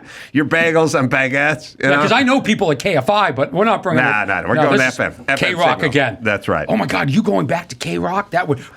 With you? Oh, my God. As bagels? Instantly relevant again. Instantly relevant. Again. Yeah. That's right. Sorry, Dawson. What do you got? Let's do some quick automotive news. There's a new revolutionary hybrid flying car approved in Australia, apparently. Okay. Joe, was I in that back room screaming about flying cars for 40 minutes the other day, apropos to nothing? Nothing to do with this. I'm like, listen to me. Every 10 minutes they go, my whole life, it's like, we got a flying car. We got a flying car. I'm like, it's either a helicopter or a VW Bug where you take a Cessna's wings and the tail stab and you stuff it on it. It's not a flying car. Yeah. You know what I mean? The Jetsons had a flying car. You have a car with a helicopter blade on top of it. That's not, it's like they go, have you seen footage of that squirrel water skiing? Yeah. Oh, you mean the squirrel you duct taped to a piece of plywood and then dragged behind a jet ski? Yeah. That's not a squirrel. That's not water skiing. That's a squirrel clinging to a piece of plywood for its life. Yeah. Well, you drag it across a lake. Same with the fucking flying boats. Flying cars. I say it all the time to everyone. They don't have a flying car. They go, Uber's going to do a flying car. I go, no, they're not. Oh, yeah, 6 months. We're going to have flying. We don't. And to add to your disappointment, when it does come out, they'll call it a drone. Yes. All right, so what is this Pegasus thing? has designed one. We have a video, by the way. Oh, let's take a look at it. Yeah, okay. That looks like a helicopter to me with 4 wheels. But the difference between this and other flying cars, which are helicopters, is this one can travel on the freeway and fly up to 6,000 feet. That's a car. You know, that's a car. With a rotary blade on that's it. That's what Joe, was I screaming about this in the other office the other day? Honestly, when this story was given to us today, I thought yesterday's rant about this was in reference to this story. No. Because I was like, that's a helicopter. It's a brand new story. That's a car because the license plate is missing the DMV year sticker. That's right. Stolen. No front license plate. Yes. Okay. So you can drive this thing and then, listen, anyone who owns a Cessna could taxi it at 30 miles an hour down Ventura Boulevard, okay, and then fly. But that's not, okay. It's not a flying car. We don't have flying cars. I wish we had flying cars. We don't have them. And this Uber, remember 5 years ago, it's like, Uber says they're a year away from a flying car. And I always yell at everyone, no, they don't have it. It doesn't exist. They go, it does. And then every once in a while they go, here's an artist's rendering of what it would look like. I go, that's a drawing of a flying car. We don't have flying cars. Well, this vehicle is an electric car with a range of 300 miles and has the ability to reach a speed of up to 75 miles per hour. Right. With shopping cart wheels on it. It also has propellers that enable it to take off and fly at a maximum speed of 100 miles per hour. Has a range of about 3 hours, a cruising speed of about 80 miles per hour. Reach a maximum of 6,000 feet. Well, listen, the only thing I like about this thing is if you ever got pulled over for a DUI, just be like, fire up the rotary blade, I'm flying home. Yep. Cops just sitting there on the ground while you just fucking take right off. And then the cop would have to radio it in. And they go, we got a drunk guy. I pulled his car over and he just took off at 6,000 feet. And then the fucking dispatcher would be going, really? Who's been drinking? That's right. Who's been drinking? That's right. Yeah. Well, this is not a prototype. It's a real car that has been licensed by the Australian Civil Aviation Safety Authority. It isn't available for purchase yet. You know why? Because you need a pilot's license to operate it. Yeah. All right. I think this a helicopter. I have thought of a great catchphrase for you. Like, let's say you're on stage and you get heckled or something. You're going to shut them down. Yeah. Because you're Adam Carolla. Right. You're AC. You're the big ace man. Yeah. And then when you're done and the audience is like going nuts, you go, trick or treat, dickhead.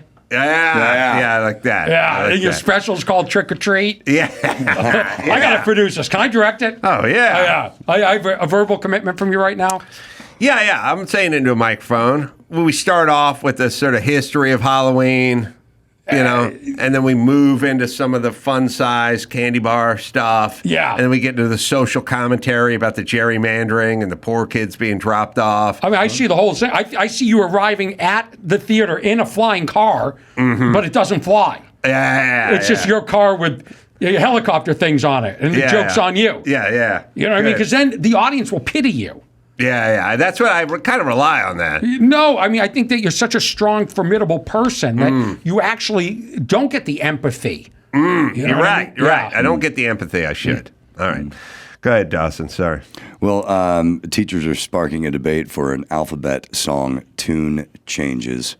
There's a new way to sing the ABCs. We all learned them as A, B, C, D, E, F, G, L, M, N, O, P. Right. Why would we need to fix this? I don't know, but I guess it's pissing some people off. Let's take a look at this video with the new alphabet song. Sing the new alphabet song with me. LGBT. A, B, C, D, E, F, G. Sounds the same. H, I, J, K, L, M, N, O, P, Q, R, S, T, U, V, W, X, Y, Z. Is this for people with asthma so they can catch their breath? Some people say it's will forget how to say the alphabet. People say it hurts their ears. People are saying, I'm dyslexic. Please don't do this. The Elemento part, that's where she hit her change. Yeah. I got to say, I would always power through the Elemento P, and I wouldn't really even know what it sounded like. I would power through the entire thing. Well, I definitely do the A, B, C, D, E, F, G, H, I, J, K, L, M, N, O, P. Like I would turn that into a foreign name or something. So I get. How about the vowel song? Are we changing that? Is there a vowel song? A-E-I-O-U, and sometimes... There's not enough words. Oh, there's a vowel song? I think there is, yeah. No. There's a verb song. What's the verb song? What's the verb song? The verb song is from Schoolhouse Rock. It's the best Schoolhouse Rock song. I do my thing in action. Oh, I didn't know that. Oh, yeah. It's a big, muscle-bound black man talking about action. I forget which comedian said this, but it was like 20, 30 years ago. Some guy said, I have an aversion to action. That's why I rarely use verbs. This is a good song that you guys are going to know. It's it's a super muscle-bound black man superhero who does his thing in action. Verb. You guys are going to know it. Yeah. Here it is. There it is. I think you'll know it. You know what's consistently, as they're queuing this up? Okay, Oh, here we go.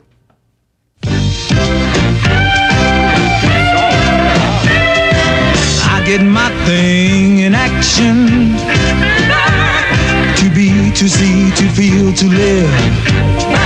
That's what's happening. I put my heart in action. To run, to go, to get, to give. That's where I find satisfaction, yeah. To search, to find, to have, to hold. Very urban commercial. When I use my imagination. Would it surprise you that these are two white guys? Who sung this? Yeah. Turning into Is it? I saw a video recently of the conjunction junction or how to Bill makes a law. Oh, that And guy's two white guys. No, but this ain't that. Okay. That's the other guy. I've interviewed that guy. He's like from Louisiana. He's angry. He's haggard. Can take a noun and bend it, give me a noun.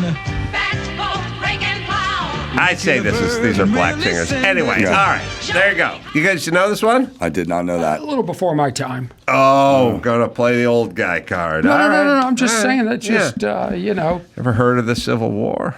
I have heard of the Civil War. Yeah. Just checking your calendar. That's I'm just all. saying that, like, that's There's things that happened before you, Orny. That's all. Of course, you didn't know about the whole 20th anniversary of the Dave Matthews And I don't wanna- shit bus story. So No. you got some holes, in your game. How did you remember that? Do you have a notification on your phone? I get a card from my stepmom every year on the anniversary of the shit dump. She always loved you more than your biological mother. Believe me, there are many people who could claim that, but I was explaining this story to somebody about 3 weeks ago, and they were like, I've never heard this story, which I'm always surprised because stuff gets carved into my head like, oh, come on, the shit dump story. And I was like, never heard it.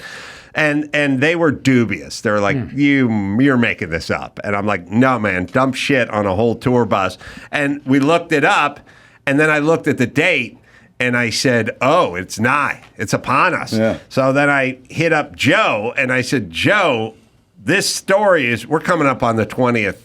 I have a weird thing where I look up stuff, like I randomly come across stuff, and then I look it up, and I go, oh, it's 25 years from yesterday or something, some weird anniversary. Is some celebrity died or something? And I'll look up, like, when did George Harrison die? And I'll just look it up. And it'll be on today's date. Like, I'll go like, oh, but weird, don't you weird think energy. maybe you saw something on social media subconsciously? I heard a Dave Matthews song on the radio. Yeah, and that's what I mean. I was driving with someone. I said, do you know the whole shit story? Yeah. And they said, no. And then I looked it up, and I looked the date up, and it was, a week from now. And then Joe reminded me. Yeah, that he's a great employee. He really great. is. His hat matches his shirt. I suspect the shit story is just something that really resonates with you. Much like most of this podcast, it's uninteresting topics that you make interesting. I make them interesting. I feel like I do that with you. Yeah, for sure. No one cares about Orny Adams, but then I'm boring as hell, of course. Almost as many people care about Orny Adams as they do Barry Bostwick. Oh, Barry Bostwick is kicking my ass in the celebrity realm. We have the St. Elmo's clip. Oh, good. Does she have celery? This or is the is it a celery baguette? scene. All right. I don't know. This is a vague memory I'm having. And by the way, what Emilio Estevez is doing to, what's her name, the model McDonald or whatever, is called stalking her. He's literally stalks her in this movie. Celery we'll stalking play it. her. Sorry. Go ahead. Here's my roommate Judith. She hates me. I hate her. Oh, paper towel. Go back. There was paper towels. There's something green in there. There's a brush. There's something green in there. She hates me. False memory. It is. Celery. No baguette. That could be a head of lettuce. No, that's is romaine lettuce. I That's say romaine celery. lettuce. Yeah, I would call it celery. No, it could be I haven't seen celery. any goddamn baguettes hanging out of that It's a little baguette. too leafy on the outside. That's romaine. A little too leafy on the outside. Romaine, which makes more sense. All right, we're going to have to put our team on this. It's romaine. Wow. Wait a Could be minute. celery. It's kind of looks like celery. By the way, hold on. She has resting romaine face. Orny, do you see any baguettes? No. No. No, you don't. This film didn't have the budget, and this is the only film that bucks the trend. How dare you? This is one of the most consequential films of the 80s. I'm telling you, find any chase scene in a James Bond film where they go through a farmer's market, somebody's diving out of the way with a celery baguette. or romaine? Wow. It's what? That's celery. But Joe, it's your job to say it's celery. I saw a picture of it on the phone before we pulled it up on the screen. It looks like the base of some celery instead of the leafy celery part. All right, Orny, you want to just tuck your tail between your legs and call it a day? Because you found your one example? Your one example? I told Joe, just pull up a random movie where there's grocery bags, and here it is. If your listeners are fair, they will post all of the baguettes and all of the celeries. That's the only celery in the history of celery. This person thought they were being creative. I'm not saying that the baguette is wrong. I'm saying amount of Americans that consume bread and baguettes is higher than the amount that consumes celery, yet celery is represented at a higher level. No, that's what I'm saying. It's this. It's okay. The baguette. There's something romantic about the baguette. And movies are very romantic. And oftentimes the man is going home. It shows. It shows joy. Evolution. It shows joy. No. When you carry a bag home with a baguette in it, it shows that you're a little more evolved than someone with like a Mountain Dew hanging out. Yeah. The top. That's what I'm saying. Or So Wonder Bread. like with you wouldn't have the bad guy with a baguette hanging out. No, a baguette softens the character. Softens character. Yeah, Makes him more evolved. We're on the same page. All right. Relatable. Paul Feig is here, so we got a real guest. I don't mean you're a fake guest. No, I'm no, just no. saying we got a name. I get it. I remember the first time I was on, how nice you were to me. Yeah. I remember you had just seen my special and Bridesmaids, The Heat, Spy, Ghostbusters. I'm gonna The leave. guy's done everything. Yeah. The guy's done Bring him everything. in. All right. Yeah, we'll do. Thank you to the listeners. We'll see you at my comedy shows. I'll give the plugs at the end of the show for you. We're going to say all of them? You're going to say Brea? I'm going to say Brea. I'll say every one of them. All right. The great Thank you, Paul everybody. Feig in studio right after this.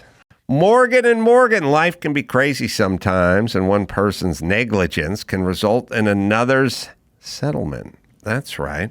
So if you've ever been injured, check out Morgan and Morgan, America's largest injury law firm. Over 100 offices nationwide and more than 1,000 lawyers. More than $20 billion recovered for 500,000 plus clients. So that's big. Morgan & Morgan has a proven track record of fighting to get you the full and fair compensation. Going on the road and doing stand-up every weekend, well, that can be hard, but submitting an injury claim with Morgan & Morgan, that's easy. So if you got a situation, you need to talk to a pro. You talk to Morgan & Morgan, right, Dawson? If you're ever injured, you can check out Morgan & Morgan. Their fee is free unless they win. For more information, go to forthepeople.com/Adam or dial #law, #529 from your cell phone. That's forthepeople.com/Adam or #law, #529 from your cell. This is a paid advertisement.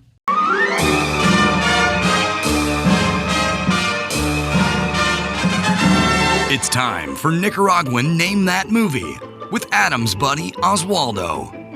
See if you can guess which movie this famous line is from. Wheeler.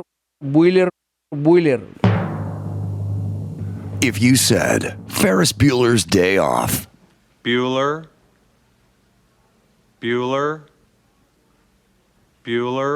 You're correct. Now, back to the show.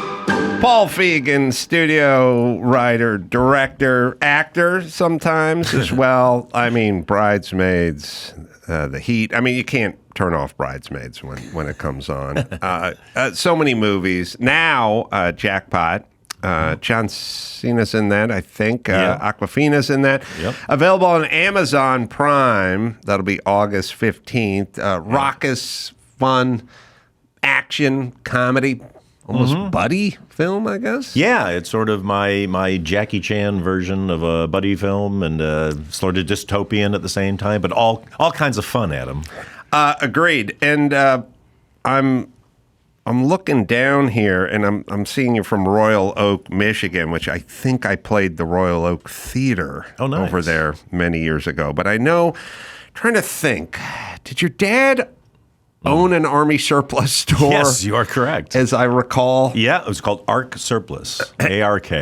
And it's sad that my kids are going to kind of grow up in a world minus an Army surplus store. They'll never have the experience of the smell of an Army surplus store, which is like, it's got vulcanized rubber, a little death, some dust, mildew, mothballs. Right, but it's its own smell. No, that is the smell of my childhood, and also cardboard. A lot of dirty cardboard. Yes. Yeah. And your dad owned that place, and it must have been fun to hang out there. Well, I get no sympathy for this because, growing up, I was like, oh my God, you're so lucky. But my dad made me start working at a store when I was about 5 years old. And I had to work there all the way up until I left home at 17 because he wanted to instill these values in me, which was fine. But then I never got advanced beyond anybody else. So I was like a 15-year veteran of the place, and I was still cleaning bathrooms. He's like, it'll keep you humble. It's like, I'm humble enough.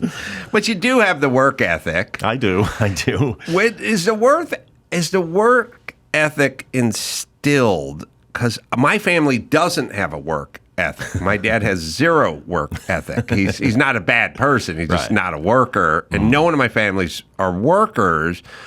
But I have a work ethic because I was desperate. Yeah. And I sort of wanted stuff. Right. Well, you had ambition, and that's what I always had too. But yeah, my dad was very work oriented. He ran this store. We hardly ever saw him. He was just there all the time. And I always remember weird moments when like his alarm would go off in the middle of the night, and he'd go off, and then he would like, I'm going to sleep at the store because the alarm's broken. It's like, is Dad going to like take on an intruder? Like, right. But he was just in it.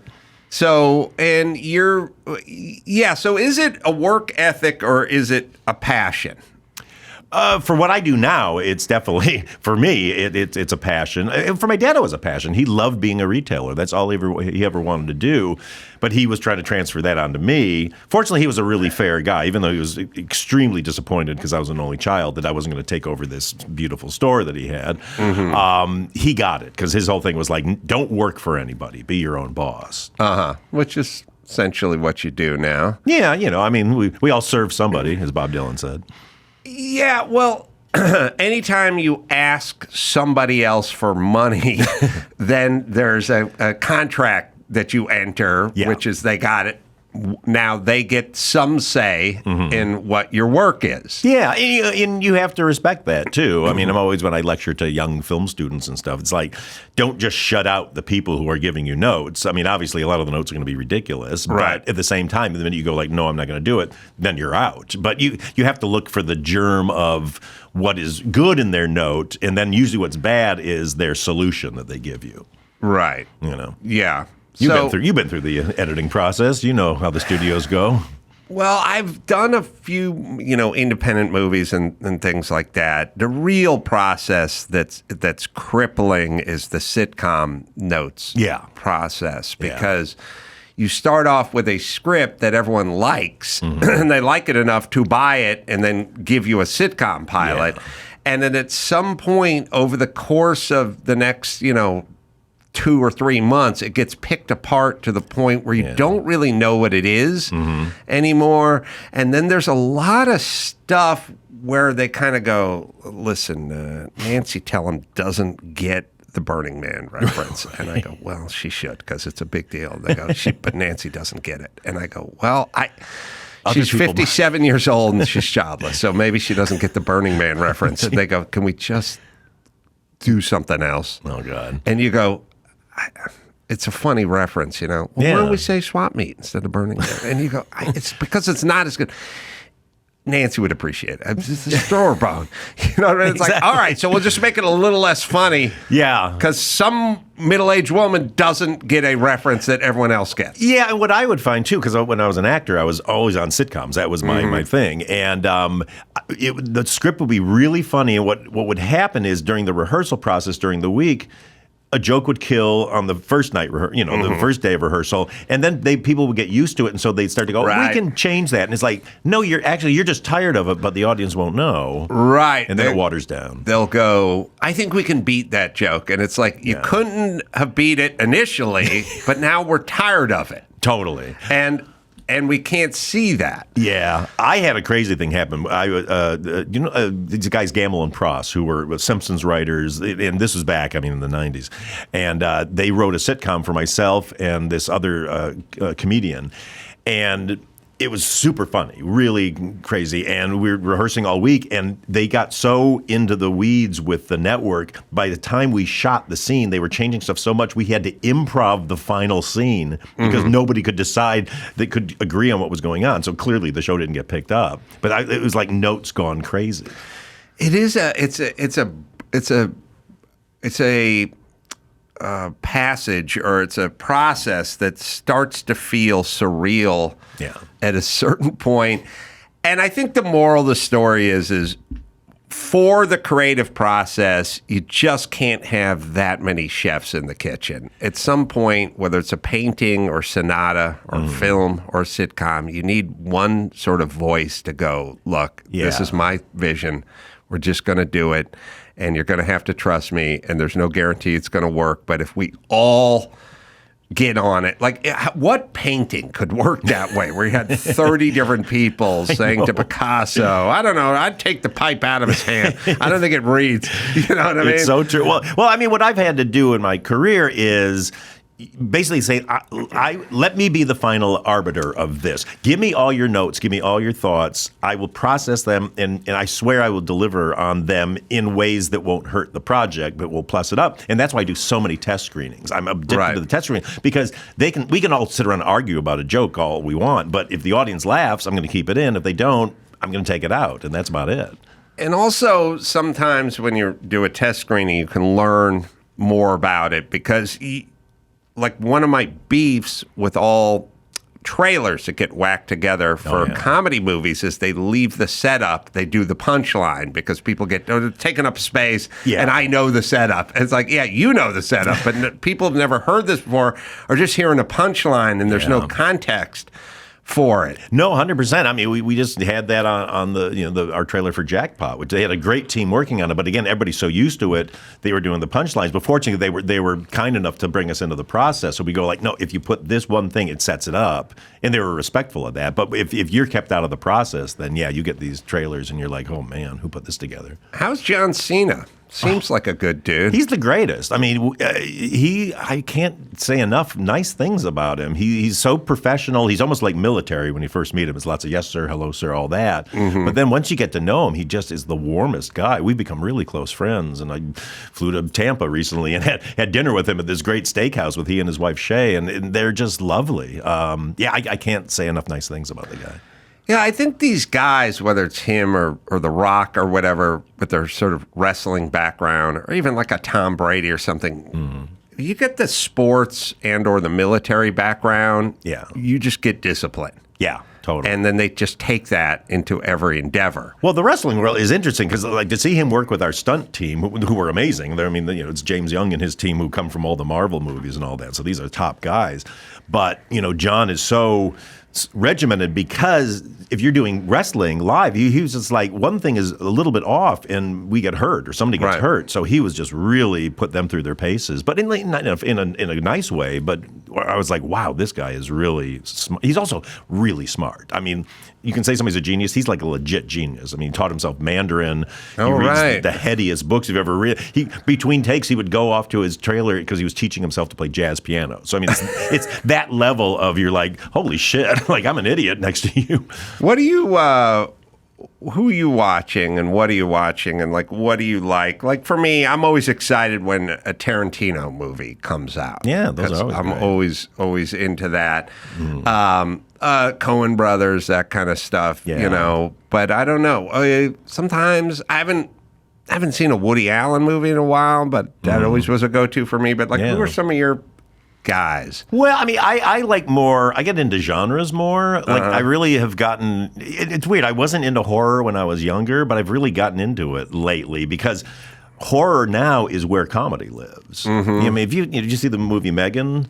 No, but I heard about it. It's great. That's a comedy. I mean, but that's the kind of stakes you need now. Wait, in comedy. was Megan the robot kid? Yeah. Oh, yes, I did see that. Sorry. But it's really funny, but it's scary at the same time. And I'm always trying to figure out where does comedy go? What's the most effective way to do comedy?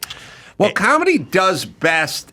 Anyone, I remember going to Super Dave Osborne's funeral. Yeah. And Albert Brooks got up there and just destroyed for about 20 minutes because of the tension of the environment. Yeah. And people go to a comedy club and they know they're at a comedy club and they kind of know what they're getting. And you see something that's billed as a comedy and they go, it was okay, but it wasn't that funny. But if they think they're going to see a horror movie and the comedy, it's like the funniest movie like Goodfellas had big tons of laughs in 100%. It, you know, because of the tension. You got a guy in the trunk of the car, they're talking to the mom, you know, wants to borrow the knife, you know, that kind of stuff, or Spider go, you know, get your shine box or whatever that stuff is. But all that, if you think about that movie, there's tons of comedy in it because there's tons of tension. Well, yeah, I mean, comedy is so tied to high emotion, to fear, to danger.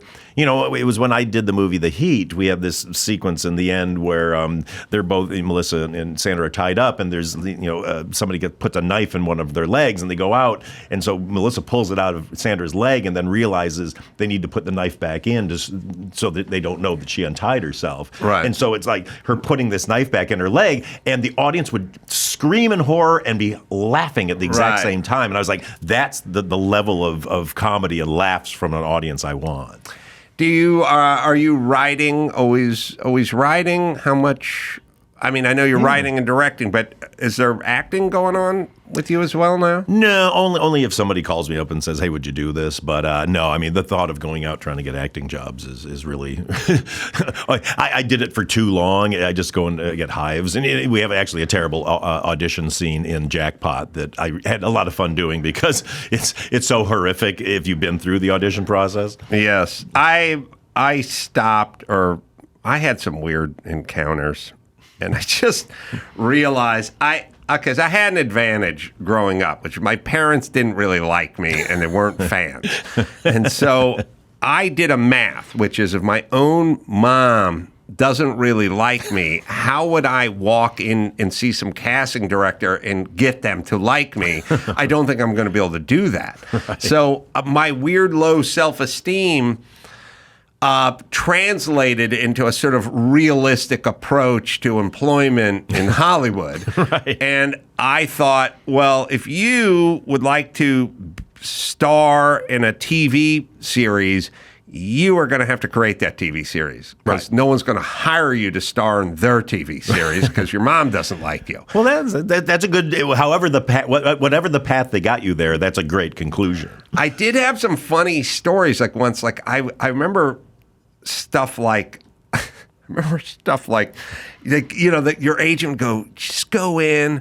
They just want to talk to you. And I'm going, is this some kind of cattle call? And they go, no. It's just they want to get a chemistry, whatever. And then you go into the room and there's 18 guys sitting there.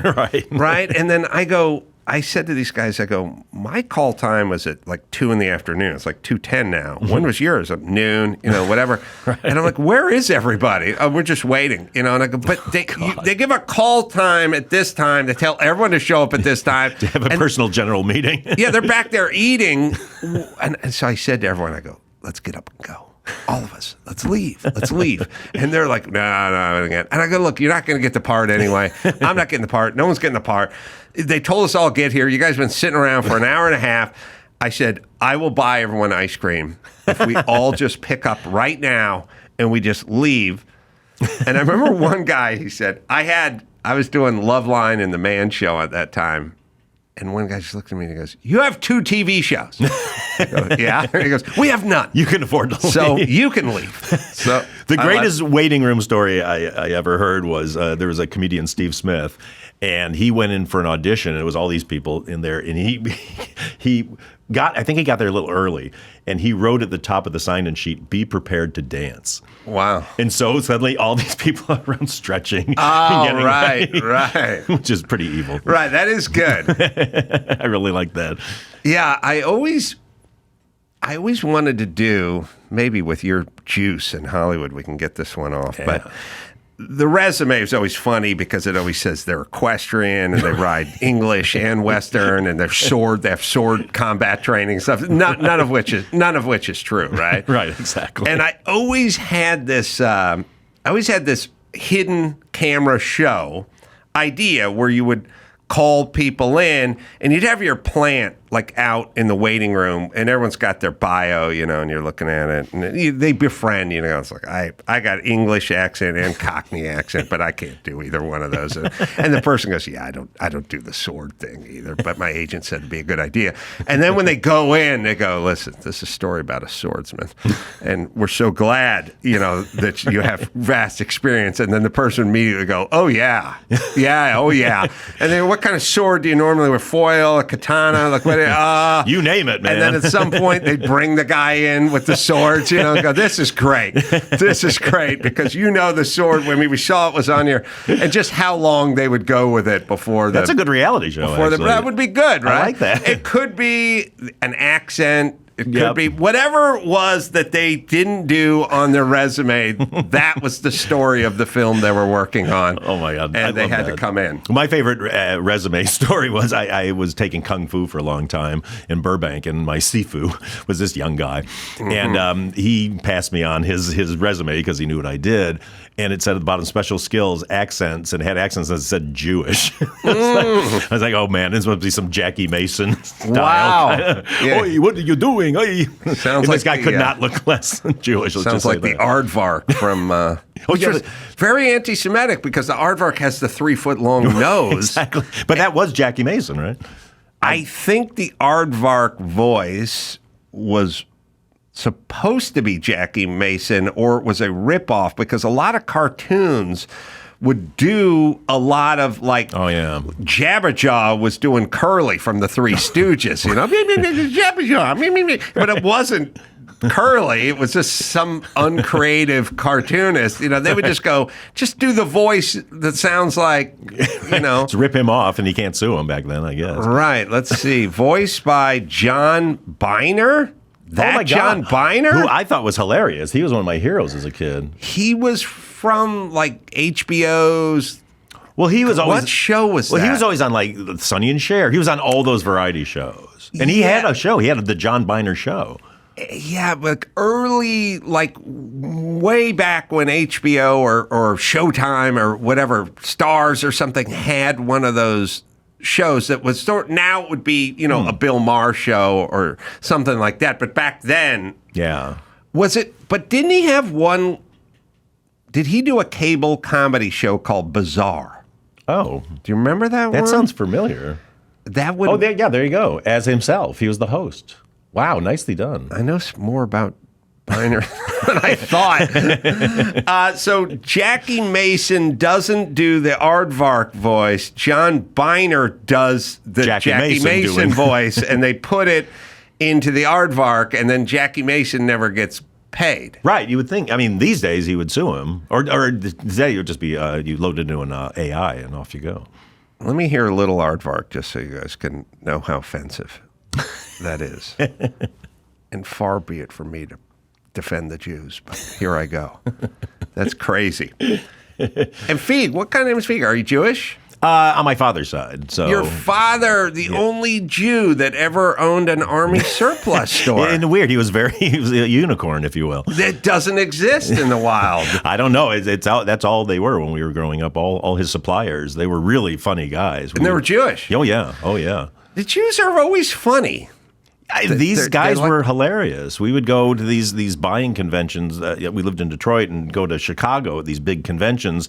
And these things were unbelievable because it's just all that stuff for an entire convention center. And you go around and go, I'll take 10 fatigue pants and 2 cases of the army rations. Army and all that knife. stuff. Right. Yeah, exactly. Right.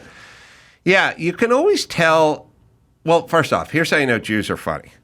If you ever see, like, you go to one of those split weddings where the guy's Jewish and the woman's Catholic, and so they got a rabbi and they got a priest. The rabbi's just straight down the middle, by the numbers, Let's get this over. Brevity, solowit, and the fucking rabbi's doing a stand-up routine because he's got an audience. Exactly. You know what I mean? Exactly. There's no funny guys in porn, and there's no Jewish guys in porn, but there was one Jew in porn. His name was Ron Jeremy, and he was constantly cracking jokes. Like, there you go. So that's how you know. Do we have the Aardvark doing? Oh, here we go. John Biner doing Jackie Mason. You got the crack team back there. I know. Oh, look, there it is. Hey, did you see my hat? Describe him. He's a little teeny thing, about so high, and he's red. Wait a minute. Yeah, this must be your aunt. Well, let me have it. You got it. There you go. See? So it's it's tea time. John Byner doing Jackie Mason, It's and pretty I don't good, know I if gotta say. I don't know if Jackie ever sued anybody, and also Jackie was, fairly gainfully employed, but you probably could have got Jackie Mason to do the voice. He wasn't on the road He's that very much. busy. You know what I mean? Doing his Broadway runs. Exactly. You ever see Jackie Mason? I did, actually. I think we saw him in Detroit. Yeah, I mean, I used to, any comic who came through Detroit, any of them. I mean, Kip Addotta. I saw Kip Addotta 3 nights in a row because I was so excited because he was on Make Me Laugh back then. Oh, Make Me Laugh. Which I tell you, that show started the whole stand-up comedy club craze because there weren't any before that. I mean, there were, but they weren't dedicated like they are after that. Bill Kirkenbauer. Oh my God, totally. Who was Gary Mule Deer? Gary Mule Deer's been in here. Yeah, and Mike Binder. Detroit's own Mike Binder. So you would watch whoever, and Jackie Mason did, like, I don't know, The World According to Me or something like they do as like a show. So like they're one-man shows. Yeah. And they're very funny. Yeah. And anyone who came to town, you at a young age, because you had this sort of, you aspired to this. Yeah. Like you knew it early. I wanted to be a stand-up. That was what you wanted to be a stand-up when you were 15, you knew it? I wanted to be a comedic actor starting when I was 5 because I had this experience where I was in a school play and I got giant laughs and I was just addicted after that. Yeah. So, and stand-up. Did you do stand-up? Yeah, I did. I started doing stand-up when I was 15, actually. I had my parents had to take me to the comedy clubs because they were all, you had to be 18 or over. In the city? Or in Detroit, yeah. The first one I ever played at was called The Delta Lady, which was down on Woodward and like 8 Mile. So, I mean, this was in the heart of the city. And it was a biker bar. At 15? Yeah, a biker bar that they started doing stand-up comedy in. Wow. It was wild. And what were your parents thinking? What were you thinking? You weren't allowed, like they had to accompany you? Yeah, they had to get me in because I was too young. But they were into it. My mom was she just wanted me to be in showbiz. That's all she cared about. Yeah, she loved it. And my dad was a big raconteur joke teller. He collected jokes. And when I did the talent show when I was in 9th grade, I had a magic act because I was a magician back then. And so I showed him the act, and he goes like, "Oh, you got to have jokes in there." So he gave me all these old nightclub jokes that were kind of, semi-dirty. Right. And I won the talent show with them. But tried and true. Yeah, totally tried and true. So you start doing, Rodney Dangerfield and Kip Addotta and all these old names. Well, Steve Martin was my hero. Steve Martin. And Carlin, yeah. Yeah. And so you would buy a ticket, and for like Kip Addotta, you'd see 3 nights in a row. Yeah, he was 3 nights in a row at this like nightclub that was up on top of this hotel. And again, I got into too young, and I remember at one point he was talking to me from the stage, and my mom goes, He's underage. Thanks, Mom. Thanks, bro. And then Kip Addotta goes, "I don't care. I like him." And it was just like, all right, but okay. So flash forward to, and Kip, if you're out there, is Kip still around? I don't know. I think John Byner's still with us, but I'm here to tell you, Gary Mule Deer is because he was in here. Right. Go. So he's around. But when I was a stand-up on the West Coast here, I was opening. I think I opened for a show that Kip Addotta. I was the middle, and Kip Addotta was the headliner. And he was really mean to me because he was like, "Look, don't go over time and don't do this and don't do that." I was like, "Oh, but hey, Kip, I saw you when I was 15 years old. I don't care. Yeah, don't go over I don't. I find it weird. A lot of people have a lot of rules. Oh God, just rules. Oh, you know what I mean? Oh, and I have people tell me, like with comedy, like here's the rules, and they'll go, "You want a guy? He's got to open. He's got to be funny. He's got to warm up the crowd." And I just go, I'll do an hour and 10 minutes, and either they'll laugh or they won't laugh, or they won't warmed up. You know what I mean? Like totally. I'm not blaming it on them being warm or cold or anything. I just want to go do this. But so you tell me then, and Rodney Dangerfield, who I had a bad experience with, but everyone adores so much in the comedy realm. It's like if Henry Winkler was a douchebag to you, right? Exactly. And then everyone's going, "He's such a good dude." And I'm like, "Yeah, but this one time, caught him on a bad night." Yeah, I caught Rodney on a bad a bad day. Well, I got to go, because I'm friends with Penn Jillette and all those guys. We went to see a few years ago with my wife and everybody see Rodney when he was playing in Vegas. And they're like, come on, we're going to go backstage with Rodney. And so we go back to his dressing room, and he's wearing a robe, legs wide open, balls hanging out. Yeah. And all I remember is he goes to my wife, he goes like, "Who, baby, you're going to make a lot of money tonight." Because it was all the guys. Right. And I was like, is she going to laugh? And she cracked up. And I was like, okay, good. Yeah, I got the balls robe, too. And he was doing Loveline when it was on MTV, and I used to make a habit of just going to the guest dressing room, and I would, whoever they were, I'd just go, look, say whatever you want, and just feel free to chime in, and it's just an open conversation, and if the show isn't good, that'll be because of me. You're not going to be good. It's not going to make or break it. So just speak freely. Don't hang back and wait like Adam's talking. No, because you won't be able to squeeze it in. So just say whatever you want. So anyway, I just went to the dressing room, and he was there in his robe with his balls hanging out, which is a weird thing. Because I don't know why you need to get in it. It was, 3 in the afternoon, we're Hollywood Center Studios. And it was kind of like a kimono, too. Yes, it was a silky robe, and silky robes, there's zero friction. So they always come flying open like Western doors when the new sheriff comes to town. It's like, it's for ball display. There's only one reason for a silk robe. It doesn't dry up in the shower water. There's no reason other than a hot chick to slide it off because there's zero friction. Or to show Terry your balls. cloth is, and for a dude, it's ball exposure. And he's just sitting there. There's balls hanging out. And I don't even know how the math works. Like, should someone go like, Ronnie, get dressed. We're doing a TV show. Who's going to see my balls? Nobody. You can just get dressed. No. I need ball exposure, then I'll get dressed, and then I don't know air it out. Does he go home in the robe? I don't know, but he was. I want to. It's like I did hey, I'm a Stanford, big fan. Mm-hmm. I'm the host. Mm-hmm. I'm going to thank you for coming out. You say, and he's like, why? And I'm like, I'm just saying. Have fun out there. Yeah. Yeah. Okay. Why? Why are you telling me? And I was like, man. I'm just saying, say what you want and enjoy yourself. And he was like, I don't know what you're doing in here. Oh, Jesus. Yeah. It was kind of weird. Well. And so then we filmed the show. And at the end, they always do this thing where they get this little cue card and they tell the guests after it's done, they go, okay, real quick. They move the camera and they go, just say it's Rodney Dangerfield tonight on MTV, you know, and then they go, Rodney Dangerfield, tomorrow night on MTV, and we'll just run the little promo. Yeah. Anyone's done the Tonight Show, done that, sees Leno does that whole thing where they throw it back to the local news or whatever. Right. He's like, nah. Oh, no. And they're like, just take a second, right? We got it right here. Just say, I'm Rodney Dangerfield. Watch me tomorrow night on Loveline. And he goes, I got to get a haircut. and everyone's like, yeah, just real quick. We're all here. We're positioned. You're mic'd. You're lit. I'm Rodney. I got to get a haircut. Watch the show. Right. Just say it. He's like, nah. Wow. I got to get a haircut. And they're like, we could have done it in the time, And he's like, and he just got up and oh my God, hung his balls out, took his ball out of his zipper and just hung it out of his fly. Interrupted his ball airing time. Clearly. Yeah.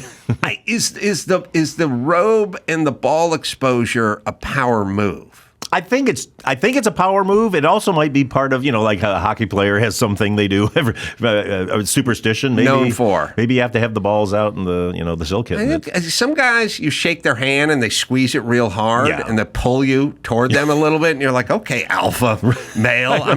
I'm trying to buy a mountain bike off your store. Right? That was a big LBJ thing, apparently. Oh, it was. LBJ would do that and intimidate people. There's the too hard a shake. There's the pull toward you shake. And then there's a freaky turn sideways shake. Every once in a while, a guy pivots 90 It's the John degrees. Woo pistol it thing. Just turns it. Yeah, it turns it. Hey, bitches, put a cap in you. So maybe the robe and the sack is like kind of a power move. I think so, because you're coming to honor the king too. Because every time I've seen him in the robe, he was sitting and kind of received us. It had kind of a distended Audi belly button too, which was also a weird thing to witness. They're panning down. We have a picture of Rodney, and God, showing sack. I can't. Is that the belt or is that his silky dick? I don't know. But the point is everyone with Rodney Dangerfield stories will tell the robe story. And actually, a friend of mine I know went into the dressing room, and not only was the robe on, there was porn playing on the TV. Oh, really? Yeah. Another power move. Exactly. So you want to do stand-up. You do stand-up. Mm-hmm. How do you think of yourself as a stand-up? Well, I had a really good 5-year career from 85 to 90 doing stand-up, where I worked my way up to being a headliner. But I was a soft comedian. I did a lot of referential stuff. Because this was back then in the 80s, and I was the first person to start making fun of the 70s, because everybody was still making fun of the 60s. Oh, right. And I only know that because all these comedians would always come up to me and go like, man, I can't believe you're doing 70s stuff. We're still doing 60s stuff. So I had that, and then I had some characters I did. I did this, my big closer, my second from the end closer was I did a woodshop teacher named Willard Schmidt. And I had these glasses that really, and I just told jokes in a complete monotone that were all about kids getting their hands cut off and all that. But then my big closer was I did the Thurston Howell Blues. Oh, you could do the lovey voice? Yes, I could. I knew the lovey voice. And so I had a harmonica, and I would have this whole song, and it would just destroy back then. If I did it now, people would stare at me like they had no idea what I was talking about. A lot of big Jim Backus fans. Yeah, they're still around. They're still around. The kids love Jim Backus. Do you have... So, and maybe this is going to be cathartic, and I'm grafting this on you, but I did stand up just because I didn't know what, open mic, didn't know what to do. And then I got into groundlings and improv and that kind of stuff, and then drifted away with radio and other things. Yeah. And I'm now back doing stand up, but I'm doing it in a sort of way which is like I'm trying to prove a point, which I'm sort of like... people go, well, you do any crowd work or improvising? And I go, no, too easy for me. I've done too much of it. Yeah. I want jokes. I want to memorize the jokes. I want to go do a solid hour. I want to be a stand-up comedian. Which is traditional stand-up. Yeah, with a set and like traditional. And it's kind of a like, well, why do you have to do that? And I was like, it's a little more, I thought I could do it and I could be good at it. And I never realized it, really. Yeah. Like you did it and you were good at it, so you kind of scratch that itch, I guess. Yeah. Is there any part of you, and again, this is getting cathartic for me, where I'm like, I would like to be recognized as a good stand-up. And I realize it's a guy from the Man Show or the radio guy or like whatever it is. But I like it when we finish the show and there's a meet and greet, and the person will go, I didn't really know you did stand up, but that was really good, and I'm always, that's when I'm at my happiest, So is there any thoughts? You ever toy with the idea of circling back into stand up? No, I don't. I don't miss it at all. And my most reoccurring nightmare is that I'm somehow booked to be the headliner of a giant show at Carnegie Hall, and I have no act. And I'm coming out going like, am I going to remember my old act? And I kind of wing it for the first minute, and they're getting laughs, and then it starts to go tank, and then I wake myself up because it's so horrific for me. You just do the Jim Backus blues for 60 minutes. But then I'm like, I don't remember the exact lines, and I don't have my harmonica. Yeah, I know. No, I don't. I mean, it's funny. My old producing partner, Judd Apatow, he's back out. He's doing it all the time. The weirdest thing in the world is I was sitting here trying to summon Judd's name as I was picturing him in my head, because I was like, yeah, Judd makes movies and writes movies and TV shows and blah, blah, blah, but always comes back to it. Well, he loves it, and I think he loved the camaraderie of stand-up as much as the art form of stand-up. And I'm very much like, I don't want to be working at night anymore. I think it's as simple as that. It's an unnatural endeavor. And anything that's unnatural, whether it be stand-up or killing prostitutes, it's going to turn most people off, but some people will really be into it. Well, the thing that always kills me is everybody, when they find out you did stand-up or you do stand-up, they're like, oh my God, wow, that's so cool. I could never do that. And I'm like, if somebody is a stand-up, they don't have those thoughts. thoughts. They don't have that, oh my God, I'd be terrified to do that. They have more of the thoughts of like, I have to do this. And if they're bombing, they're not going like, oh shit. They're going like, fuck these people. They don't get it. And my favorite thing is hacky comics who like a joke doesn't work and they do the hand over the head. Yeah. And I was like, no, it's right here. It hit him right in the forehead and it just wasn't funny. And how many guys, that's one of the reasons I got to stand up too, is I was starting to kind of not enjoy it because I worked my way to be a headliner and to realize I kind of I missed the camaraderie of being an opener, a middle, because then all the other guys were watching you and you come off stage and be like, oh, that was really funny. Headliner, you get off, everybody's gone to dinner. Right. And you come off and you're just kind of by yourself. So, I just kind of, I don't know, I'm kind of got done with it. Well, you did what you needed to do. Yeah. Well, the other thing is, Adam, I respect the art of stand-up so much that I really respect what you're doing because I find that, I like all the alternative comedy and all that. I think that's really fun and the crowd work. I think that's all really cool. But to me, the art form was all the Carlin stuff, Seinfeld, Lenny Bruce, all that stuff, which was so written and it was so perfectly worked out and timed out that to me is the art form, Yeah, I that's the way I think of it. Because the improv part of it can be funny and the audience can enjoy it every bit as a set piece. Yeah. But it didn't feel like you were sort of respecting the form. Yeah. And I thought, well, if I'm going to go back and do this, I would like to do it where I sort of respect the form of it. Well, I used to get really mad when I'd be, had a show or whatever and working with other comics and somebody'd get up with just the notepad and they're like, okay, what do we got here? It's like,